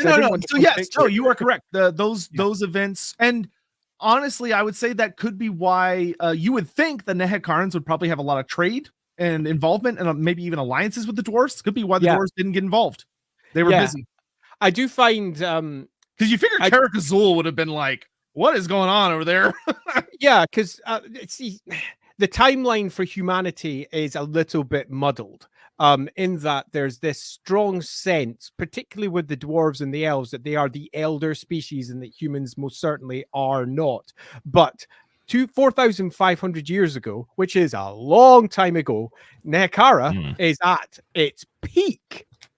Not only that, Grand Cathay is it's at its peak almost from the beginning. So there is definitely something wrong in terms of the general characterization of humanity by some of the other species. And I'm interested to see whether that modifies with the old world and whether they include others with. Real quick, you said the War of the Beard was 4,000 years ago? It's 4,500, according to this one. Yeah, so this is probably because of changes, but in 8th edition, it says that Nehekara doesn't even really, or Cetra is in minus 2,500. Nagash is not until minus 2,000. Minus 2,000? Yeah, that would be the same time as the start of the War of the Beard. Oh, you're counting from modern year. Yeah. So that's I thought you meant minus 4,000 imperial calendar. No. Minus 2,000 imperial calendar. Sorry. Okay, now we're on the same page. 4,500 years ago in total. Okay, sorry. I like my IC dates. Pardon me, that was my fault entirely. No, you're all good. You're all good. How many times has Nagash been defeated or slain or suffered enormous downfall? Okay, those are very different categories. He's died officially twice. But unofficially at least 3, if not 4 times. Oh yeah, if you count the wandering in the desert. Wandering the desert 3. And he died more than once there as well. As he skipped in and out of mortality, and he moved from being just a standard mortal into something that's a bit different. Yeah. See, big, but like downfalls, quite a few. Quite a few. To be honest, he's been beaten quite a lot. In that he's got classic Worf syndrome from Star Trek. And by that, I mean, he gets pulled out whenever you want to show that somebody else is kick-ass. So how are we going to make Sigmar look kick-ass? I know, we'll have him beat Nagash, the most powerful thing that we have. Oh, that means Sigmar is suddenly super awesome. And that's what happens with Worf all the time. Oh, look at this incredibly powerful thing. Oh, we'll have it beat up Worf. Oh, it's surely powerful. Gets beat up every third episode. Could Nagash kill Archaon? It would depend a lot on which version of Nagash. And also version of Archaon. Yeah, and also which version of Archaon. Like Archaon consistently got juiced up more and more and more the later we go in war. Because for the end times, they had to make him the end times Archaon makes like Storm of Chaos Archaon look like an absolute bitch. Absolutely. So if we ignore the end times and we just cut it off just before there, and we look at the characters, then Archaon would have his ass handed to him most of the time. Yeah. From a narrative perspective, Archaon tends to win because he has like not plot armor, but like plot sword. To beat, he's supposed to blow up the world, so obviously he has to be unstoppable. But the feats that he accomplishes don't really support him being able to beat Nagash. It's a little bit like if you look at the old Storm of Chaos plotline. The whole point of that was for Chaos to win, but it didn't. Yeah, I will say there's a very notable difference between Archaon, the Storm of Chaos, who is a level 1 wizard, and Archaon, the End Times, who is a level 4+ wizard. Yeah. Because they realized that he needed to be very big. Absolutely. And I'd also add as well that if you just skip beyond looking at stats and what they did, Nagash is effectively a god. And the one that's in the modern times is arguably less powerful than the one before he just did his big great ritual. That was arguably Nagash at his peak, but even the one with his claw and his crown sitting there with his armor on, with his big sword, that character is absolutely bonkers. There's a reason they didn't add him back to Warhammer until the very end. It's because he was considered to be too powerful to actually deploy. Plus, he didn't really fit into the Vampire and Tomb King split when they split them up. Is there anyone that could permanently destroy Nagash for good? I think plenty of people could under the right circumstances. Yeah. It's certainly doable. No one in Warhammer is genuinely invulnerable. Yep, completely agree. And I'd go further and say that's the case for almost every. In fact, as you say, every character. Can be even this would be a fun topic one day, but like I would even debatably argue any god can be killed under the right circumstances. It's just really hard. Yeah, it's a fun old one. The big thing with these characters is that when you take them out of context, it's much easier to say, well, that character, we could get killed by that one. But the second you put them in context and you go, well, he's in Nagashazar, surrounded by an empire, that makes it suddenly much less difficult. He's an entire faction that everybody forgets about because he's in that dark area that no one goes to typically in Games Workshop lore. But there is a big empire of Nagash down there just waiting to pop up and would make, I think, a fascinating faction for example, with the old world. Don't think they'll do it, but they might. Yeah, it would be fun. It's as much as people in the community really love those who would win scenarios. Like we've had a lot of requests to do those here on the show, and we might kind of entertain those from time to time. But like they're kind of dumb because you have to the parameters is most of the discussion of like, well, how the fuck would this work? Because like Nagash versus Archaon. Well, is it Archaon? The thing that makes the Everchosen is that he binds together all of the legions of chaos. It's not necessarily that Archaon himself is unstoppable. It's that he's leading an unstoppable legion. Yeah. Of like him versus Nagash, they probably wouldn't even fight each other until like very late and it would be kind of dramatic, but like, Archaon would be sitting there on a hill on Dorger being like, and there'd be greater demons attacking Nagash, and that would be kind of the fight. Context is if we're going down this rabbit, see, this is what I'm talking about. Indeed, in Aryan versus Nagash, that's a fun one though. Yeah, honestly, that's a god-slaying weapon. Yeah, my money would be on an Aryan. I'm gonna be honest. I think mine probably would be too. But once again, context is Nagash at the back of his huge legion. I honestly think Nagash could wear down an Aryan and beat him. But if it's just the two of them in a room, an Aryan's going to kick the shit out of him. But Nagash would not allow that. So, Anyway, next Sigmar question. killed him after all. Yeah, and it's like debatably Sigmar kind of had to trick him for that, and once again, yeah, and I think hubris. Yeah, I think Nagash was like, "Oh, a human, I can do this." I think Nagash probably would have been a lot more wary about an Aryan on his dragon.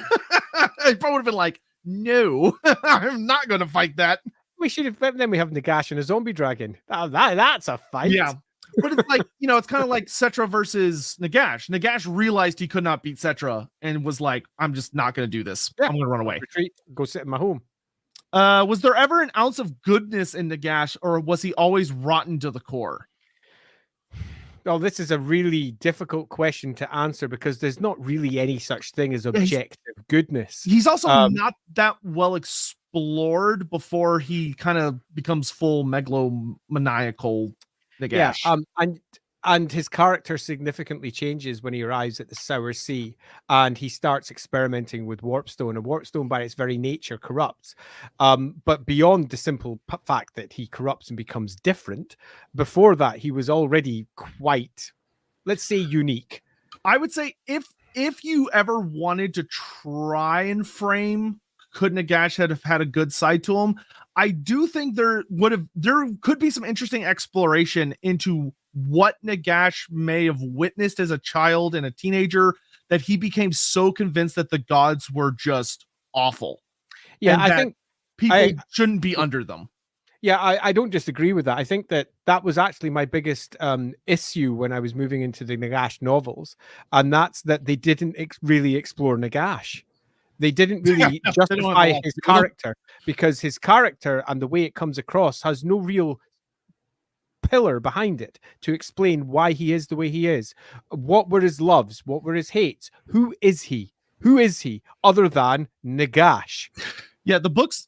Okay, so I'm going to take a very brief moment to say that I personally do not think the Nagash Black Library novels are worth reading. I think they're not a great implementation of the character. They kind of assume you know who Nagash is and don't explore it at all.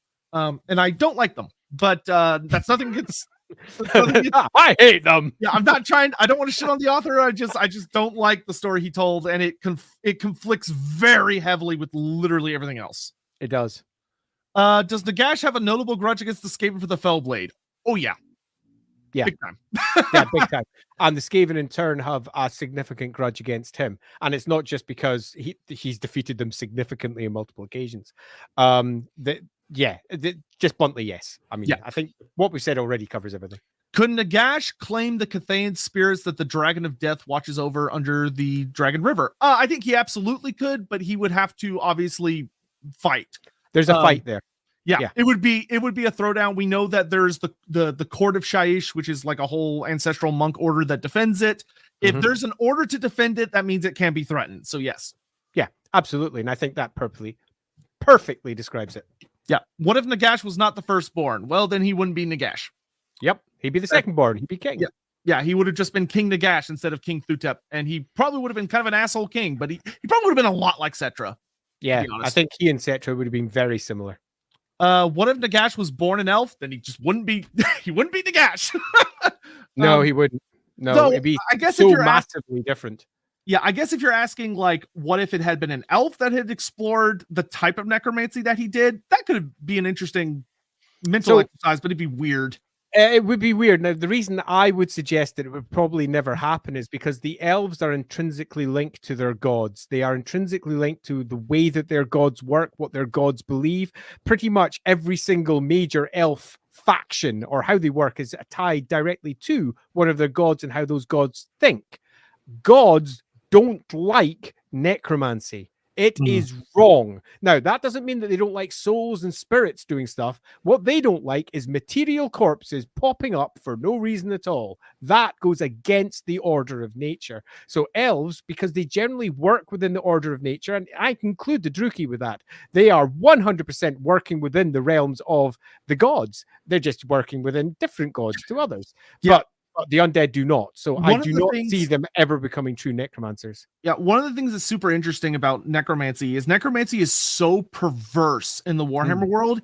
Even despite all of their insanity and how opposed they are and everything, the 4 dark brothers, the dark gods, they hate necromancy. They hate it, which is insane. Like, that's how perverse it is. We're like, especially vampires. There's actually a lot of really fun stuff about how the dark brothers do not like vampires for their own reasons.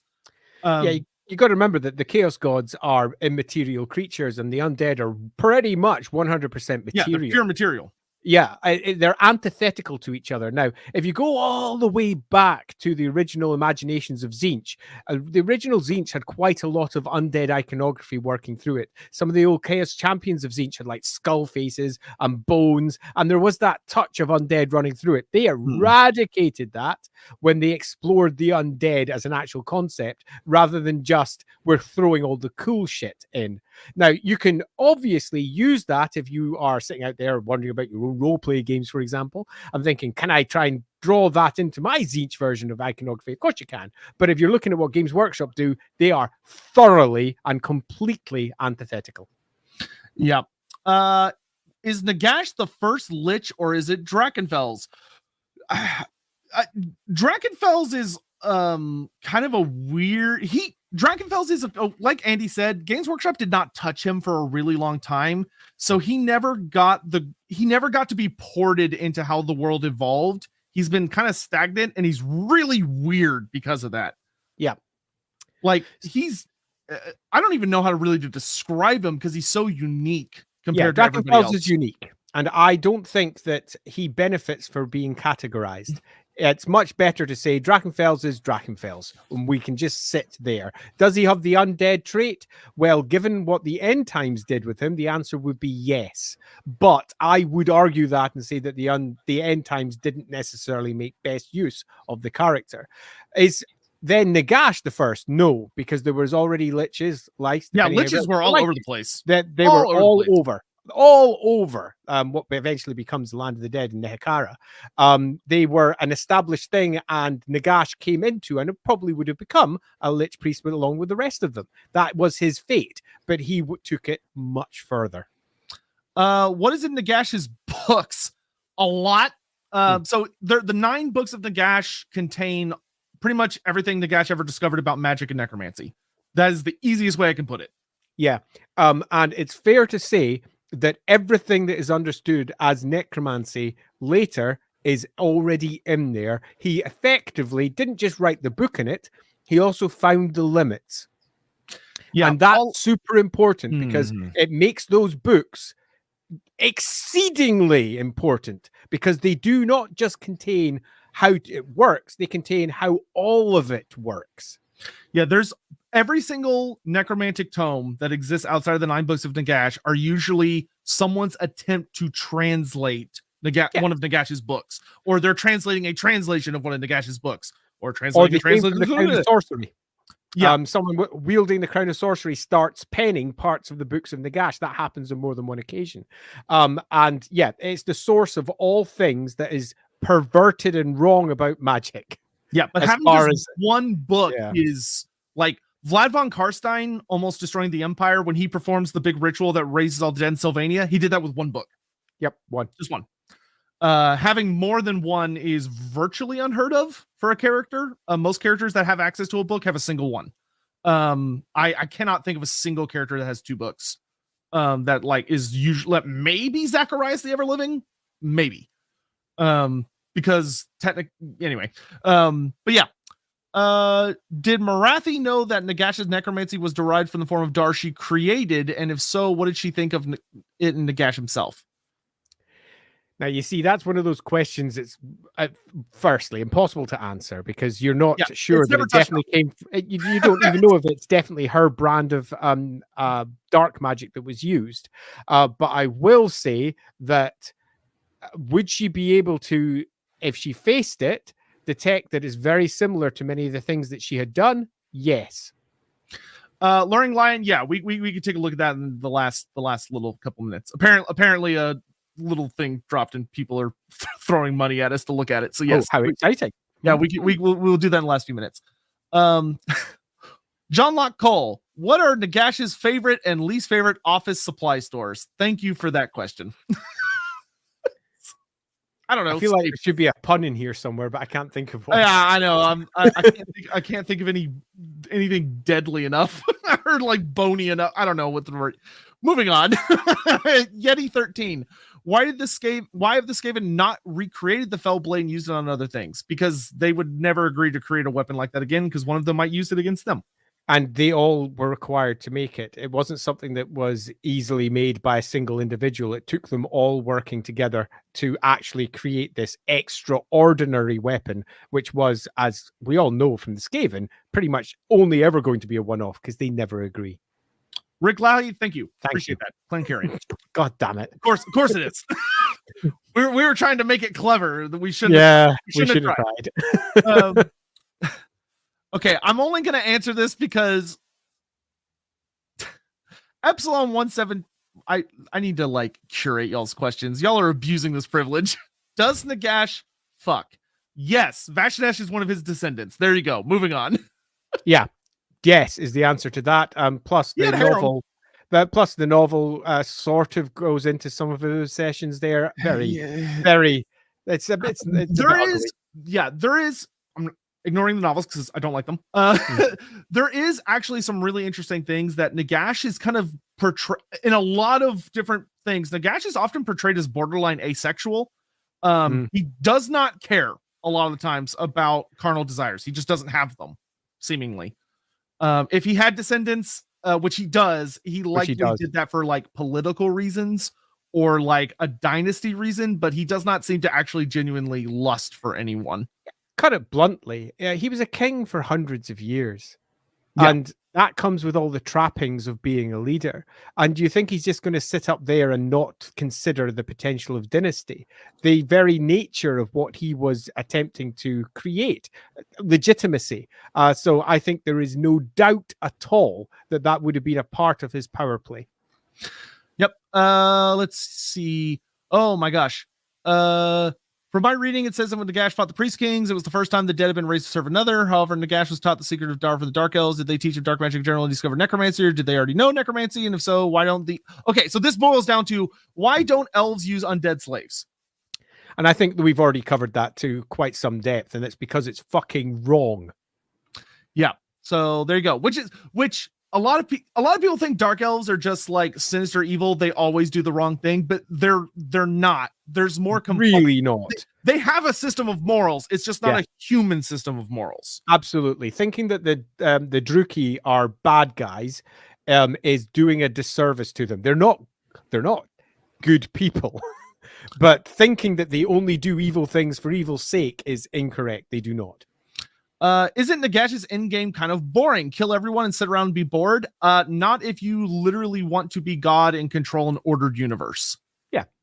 Like, I don't think you understand how arrogant he is. And also how much he fears like change and things that can threaten him. Yeah, Tzeentch is pretty much his natural enemy. I would argue the only way that he would be happy with Tzeentch is if he was Tzeentch. Yep. How canonical is it that Nagash sounds like Skeletor? You know what? Enjoy your dreams. That's, if you want that to be the case, there's nothing wrong with that. Yeah, you just I have zero doubt there is someone at Games Workshop that has worked on Nagash who felt that was the case. Did Nagash ever realize there are planets beyond the Warhammer world to conquer? I don't think he has in the Warhammer Fantasy timeline, but I'm sure if he had succeeded, he would have eventually. Right. So there are other planets inside the Warhammer solar system. Some of those are probably inhabited in some fashion or another. Would he have been aware of those? Absolutely. Because if there's anything you can say about any civilization that's based on Egyptians, that's that they are aware of celestial objects. So I think there is no doubt that he would have been aware of them to a degree, but I don't think that that was really part of any of his major thinking. Yeah, no. If he had succeeded and like dominated the entire planet, he might have started looking outward. What is the core reason why Nagash managed to become so much more than Cetra ever did? They figured out immortality. Yeah. And also he could actually use magic. Yeah. Those are the kind of the two big ones. Yeah, magic is the big superpower of the Warhammer world.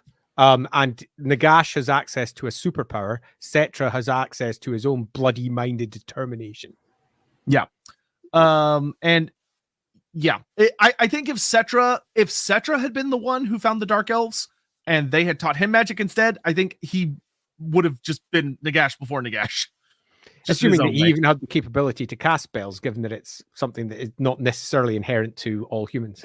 Yep. How did Nagash get away with a lot of what he did while in the mortuary cult? Was Kotep not around? Oh no, he was. Well, Nagash A was very secretive about a lot of it. He was very stealthy. Also, he'd been in the mortuary cult for a long time. He knew what he was doing, and he knew them better than they knew him. Yeah, and when he made his move, he was nigh on unassailable. Yeah, so they had to run. They fled. Or support him. Because you're going to die if you don't. Did Nagash fear Cetra? I would say absolutely. Nah, Nagash doesn't fear. I would say that Nagash realized that there were steps that he couldn't take, so withdrew. I don't think fear is quite the right word for Nagash. That's fair. In the same way that Nagash, I don't really think has anything that's really strong beyond some rather negative need for revenge and such like that he broods upon. But fear, I think, is probably too strong. The only thing that he's really left with fearing, if you go by the canonical version of him, is Sigmar's bloody hammer. Yeah, I think he would be very frustrated by Cetra. In that, it's literally something he just can't touch. Annoyed. Yeah. But yeah. And you have to remember that by the time Nagash meets Cetra, he's not human at all. He's undead, and I would say the way Nagash processes what little emotions he feels, like Nagash genuinely probably believes he doesn't feel emotion because he probably thinks he's above that. And and what he does feel is probably very little. Yeah, I'll hark back to that original Undead Army List story again. It goes into a little bit of his character there. And obviously it's changed over time, but it gives you a good place to show how he has moved beyond the vast majority of human emotion. Nagash has some pretty wacky feats, the biggest one being that he literally devours Usirian. That's end time stuff. Don't worry about it. End times was end times. That's literally all I can say to it. I am become death. Yeah, in the end times, he has one of his Mortarks chant a big ritual from the 9 books of Nagash, and while that's chanting, it powers him up enough where he kills Usirian and eats him. And God eating is a very notable trait that Nagash gets in the end times that he has carried into Age of Sigmar. He eats a lot of gods, but that is not something that's a very. Don't worry about it. Right. I think it's a natural progression of his character while simultaneously not really enjoying how it was handled. Yeah. In Age of Sigmar, I think it's handled a lot better than it was in the end times. And I think his devouring of Valea was handled well. The devouring of Assyrian was weird. Tomb Kings has some very powerful constructs that seem far more useful than your usual undead. Did Nagash make use of them after raising Khemri? They require God's help, so I don't think he could. Nope, that's not his shtick. Yeah. Plus, he would probably view that as beneath him. Like he wants to use his own toys. You got to remember that they were the toys that were used against him, and the mortuary priests did not want to do that. The mortuary cult had no plans of showing their true power until Nagash became so powerful they had to move against him, and then they brought everything they had to bear to bring him down. And by that point, he's using necromancy in a very different style of magic. Lally, does Manfred actually think Nagash was weak? Absolutely. Yeah, Manfred. Yeah, 100%. Manfred would absolutely, like, the end times plot of Manfred helping resurrect Nagash because he thinks he can, like, take on Nagash, I think is 100% accurate. And boy, he fucked up. Yeah, Manfred has got a towering personality disorder. Andy, would you say you're educated on D&D lore? I have some of it, but not much of it. This is a very specific question. And I'm probably screwed. Nagash versus Vecna from Oh, D&D. Christ. And I'm like, I don't know nearly enough about that, dude. I'm going to say Nagash because we're in a Nagash stream. There we go. What was Nagash's greatest, most epic fight? Sigmar. Yeah. Because that was Nagash getting to like kind of pre-plan and throw everything he had, and he still loses. Instead of it being like he gets caught by surprise, which is usually how he loses. Yeah, I quite like the Alcatazar fight. But I like that because it's desperate. Where the Nagash fight, I always feel it's a little bit like we're just trying to make Sigmar awesome. That's fair. And I have that slight, when I read it, I'm still like, yeah, you're just making Sigmar awesome. That's all you're doing, really, isn't it? Where with the Alcatrazar Nagash fight, it feels proper desperate. With the Council of 13 doing everything they can, and it's super epic in terms of its overall impact, because if the Skaven lose, arguably he's going to do it again. And this is the point where he attempts to take over the world. The world is saved by the Council of 13. Yeah. Which is hilarious. Also, literally the best thing Age of Sigmar ever did was bring back the Skavens stopping Nagash's ultimate ritual. That scene. I'll have to send to you sometime, Andy, because it's I've read it. Funny. Oh yeah, I love Nagash is doing the mental checklist of every god he's beaten. He's like, yeah, I'm safe, and then he goes, wait, where are the Skaven? Where are the Skaven? It's so great. Does Nagash ever feel remorse? No. Nah. Regret, yes, because he broods. Remorse, no. Yeah. So I will say though, for the most epic fight, we never got it like written. I would have loved to see an author do the first big fight between Nagash and Cetra when Nagash did not realize he could not beat Cetra, and Cetra was going all out because he was pissed. That was probably an epic throwdown.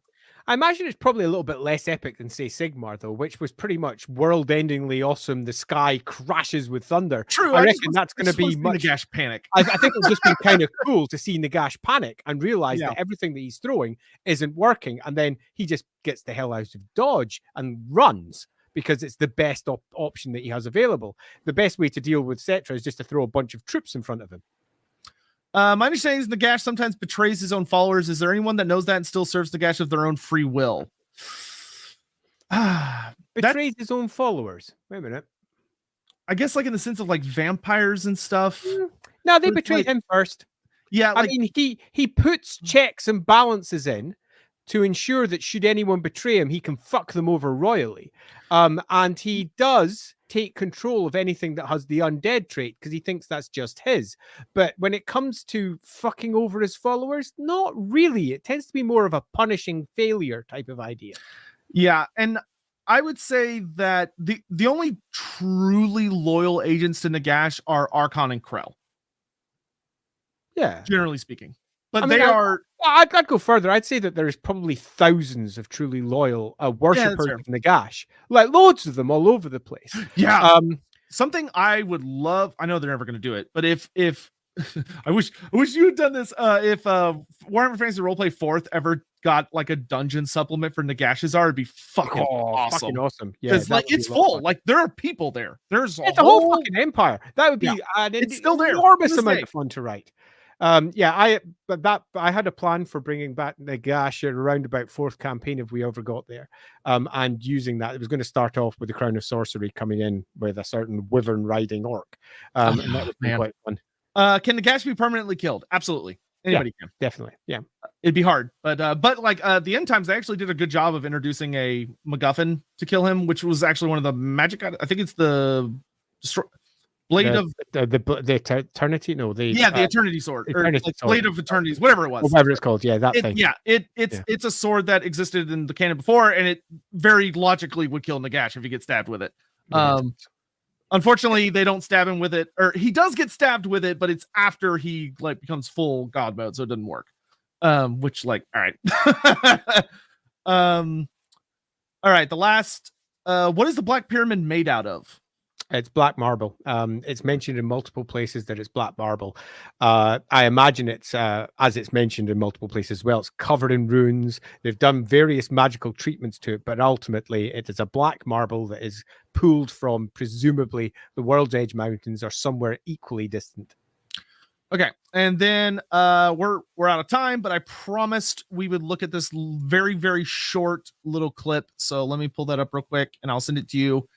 And then we. You're doing that. Does Nagash have cults? Yes, there's multiple cults to Nagash. I'm just noticing that from Lord Zemis. But yeah, hey, if you see any last-second questions you want to answer, by all means. Yeah, I'm still an idiot and I haven't got my ID set up so I can bring them up myself. But yeah, they do. Was Andy talked about Lorehammer in the past tense? No, absolutely freaking not. And my Lawhammer is moving on every single freaking week. Yeah, no, he's progressing way faster than like any other campaign I've ever seen. It's awesome. We're just sadly not dealing with undead just now, so not a lot of correlation with this particular episode. Okay. Oh, okay. So this is a very short little. This is like so short. I don't even know if it's really that much worth looking at. So this is here, I'll post it in our Discord chat. But so they're dropping hints for the upcoming characters for Shadows of Change, and this one looks like a certain potentially Baba Yaga-ish type character who I wonder who that's going to be then. Yeah, who totally didn't leak on Reddit earlier this week. But yeah, I'm very excited. I'm very curious what Mother Ostenkia will look like. I am super duper excited. I don't think I could be more excited about something that I effectively created being reintroduced in a different way into the game. That's just brilliant. The hags have been my most requested thing for the races that we have in Total War. I love hags. There are 3 clips. What do you mean there are 3 clips? Oh, God damn it. Yep, there's one. Well, okay. Yeah, so there's Yuan Bo, who we've already seen confirmed and stuff, and there's the Changeling, who we've already seen confirmed and stuff. In the story that I bet Andy has totally read by now. We'll make him. We're gonna make him take a quiz at the start of next Sunday's stream. Me, I still haven't read it. Oh, that is so embarrassing. I keep on me. Right, let's write it into my bloody to-do list. Could have read that instead of the Nagash book. That would have been a better use of time. You're almost certainly correct, but I did read it nevertheless. You know, it's always good to do your prep and then realize that you wish you hadn't. Are we sure it's the Changeling based on the short story they released? Yeah. Do any of the clips have the chicken hut? No, it's literally just like a tree and like a super spooky tree. Yeah, unfortunately, I based on a lot of things, it is not Egram as much as I want it to be Egram. We would love to do a Egram von Horseman chat, but we can't yet for reasons. Not Total War related reasons, I should say. For Lawhammer reasons. We don't want to spoil things about him. But in any event, definitely for our one. Unfortunately, we're out of time. That's just the way time goes. It flies by. Yeah, thank you all so much for watching. Once real Shadow of Change stuff, not just the little teasers, but once like actual stuff is out, we'll do a thing about it and chat about it because it'll be really fun. And there's a lot of old lore that's being brought up from what stuff Andy's written for Kislev. Then we've got like full on new stuff with Cathay, where I've sent Andy a lot of reading material.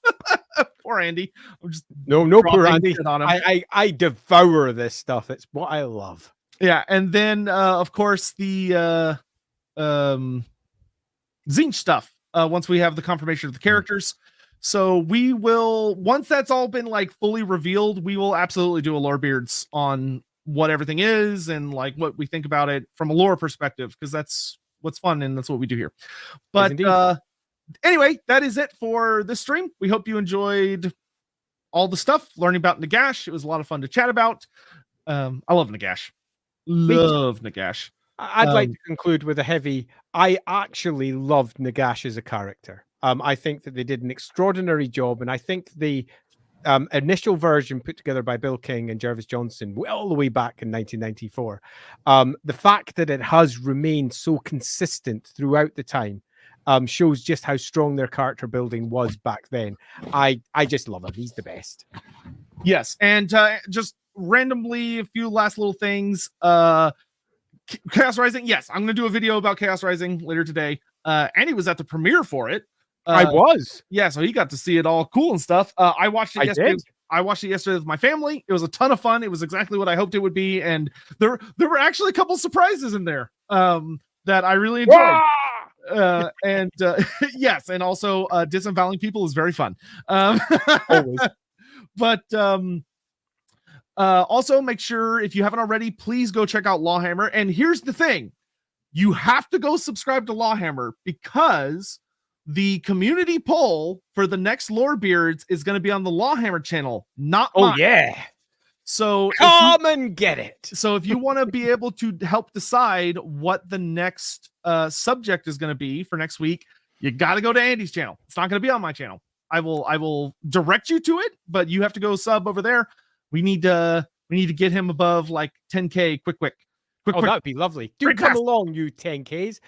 So you know what you're getting. You'll get a mixture of occasional lore stuff, but I play Warhammer every single week, well, for the Lawhammer game, where we play the most famous campaign ever written for Warhammer, The Enemy Within, for the fantasy roleplay game. And we do that every single Friday, but we already have like 25 videos up there that you can work your way through, redolent with lore. I also do mapping as well, so that's mapping of different parts of the Warhammer world. At the moment, I'm mapping the town of Callaghan, which is in the Reichland, and those streams are a mixture of me just chatting away about what we're mapping, but also deep lore dives into the sort of things that you can get there. So do please, Queek, I do love Queek. I'm dead serious. If y'all get Lawhammer up to 5,000 subs, I will literally stop everything I'm doing. I will stop playing Baldur's Gate 3. I will stop doing whatever, and I will make and release the Queek video that y'all have been waiting like 4 years for. Anything that makes him stop playing Baldur's Gate 3 must be special. Yeah. Oh my God. That game is dangerous. It's fucking dangerous. Yeah. I've decided I'm playing it on PS5, which means I've still got a few weeks. Yeah. Yeah. I cannot express enough how much amazing Lawhammer is. It is the ultimate expression of Warhammer Fantasy lore that is out right now. Outside, thank you very much. Like, it's amazing. If you've ever wanted to see a genuinely perfectly acted and canonical situation of a human walking up to a dwarf lord and calling him the wrong name after the dwarf just told him what his name was, it is fucking insane. Like, oh my God. I think you haven't watched the next episode. Lord Great Axe.